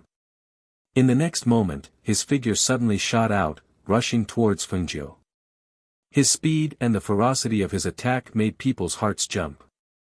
Whether it was Chun, Xia, or Chiu, or the hidden guards, they all saw that Han Rong wanted to take Fengjiu's life. The hidden guards saw that the situation was not good and quickly went to report to their masters. At this moment, Hui Lang, who had just returned from a walk, saw the two people fighting in front of the courtyard and quickly ran forward to shout. Han Rong! What are you doing? Is that someone you can touch? Stop it now. A dark light flashed in Han Rong's eyes. Since she had made a move, she had to kill this demoness before Zhe arrived. He would never let this demoness live by Zhe's side. Powerful airflow and pressure rushed out. Fengjiu, who was standing there, narrowed his eyes. Apart from the time in the forest of death when he felt the pressure and airflow stronger than the nascent soul stage, this was the second time he felt it. This was the level above the nascent soul realm, which was the true power of the fairy realm. The pressure and airflow were powerful enough to destroy everything, especially the wind blades that were flying towards her. They were so strong that her cheeks hurt. If she didn't have the protection of the ancient pressure, she wouldn't even be able to make a move against such an expert. With a move of her hand, the red silk around her waist wrapped around her hand. The red silk, which had been infused with spiritual energy, instantly turned from a belt into an offensive weapon. With a whoosh, it flew out and met the attack that was coming towards her. Above the red silk, there was a sharp aura of spiritual force that formed a blade of qi. The two figures moved together, and there was only the sound of qi being refracted. As the two of them exchanged blows, the powerful pressure caused the blood in the hearts of some of the shadow guards to churn. Blood flowed out from the corners of their mouths, not to mention the three maids. They wanted to go down and help. You're tuning into the Han Li's Wuxia Adventures YouTube channel. We're so grateful for your support, and don't forget to subscribe to join us on this incredible journey through captivating stories. Your generosity through donations truly makes a world of difference, as it's the primary source of revenue that allows me to expand and enhance this channel for you. Thank you from the bottom of my heart for being a part of this adventure.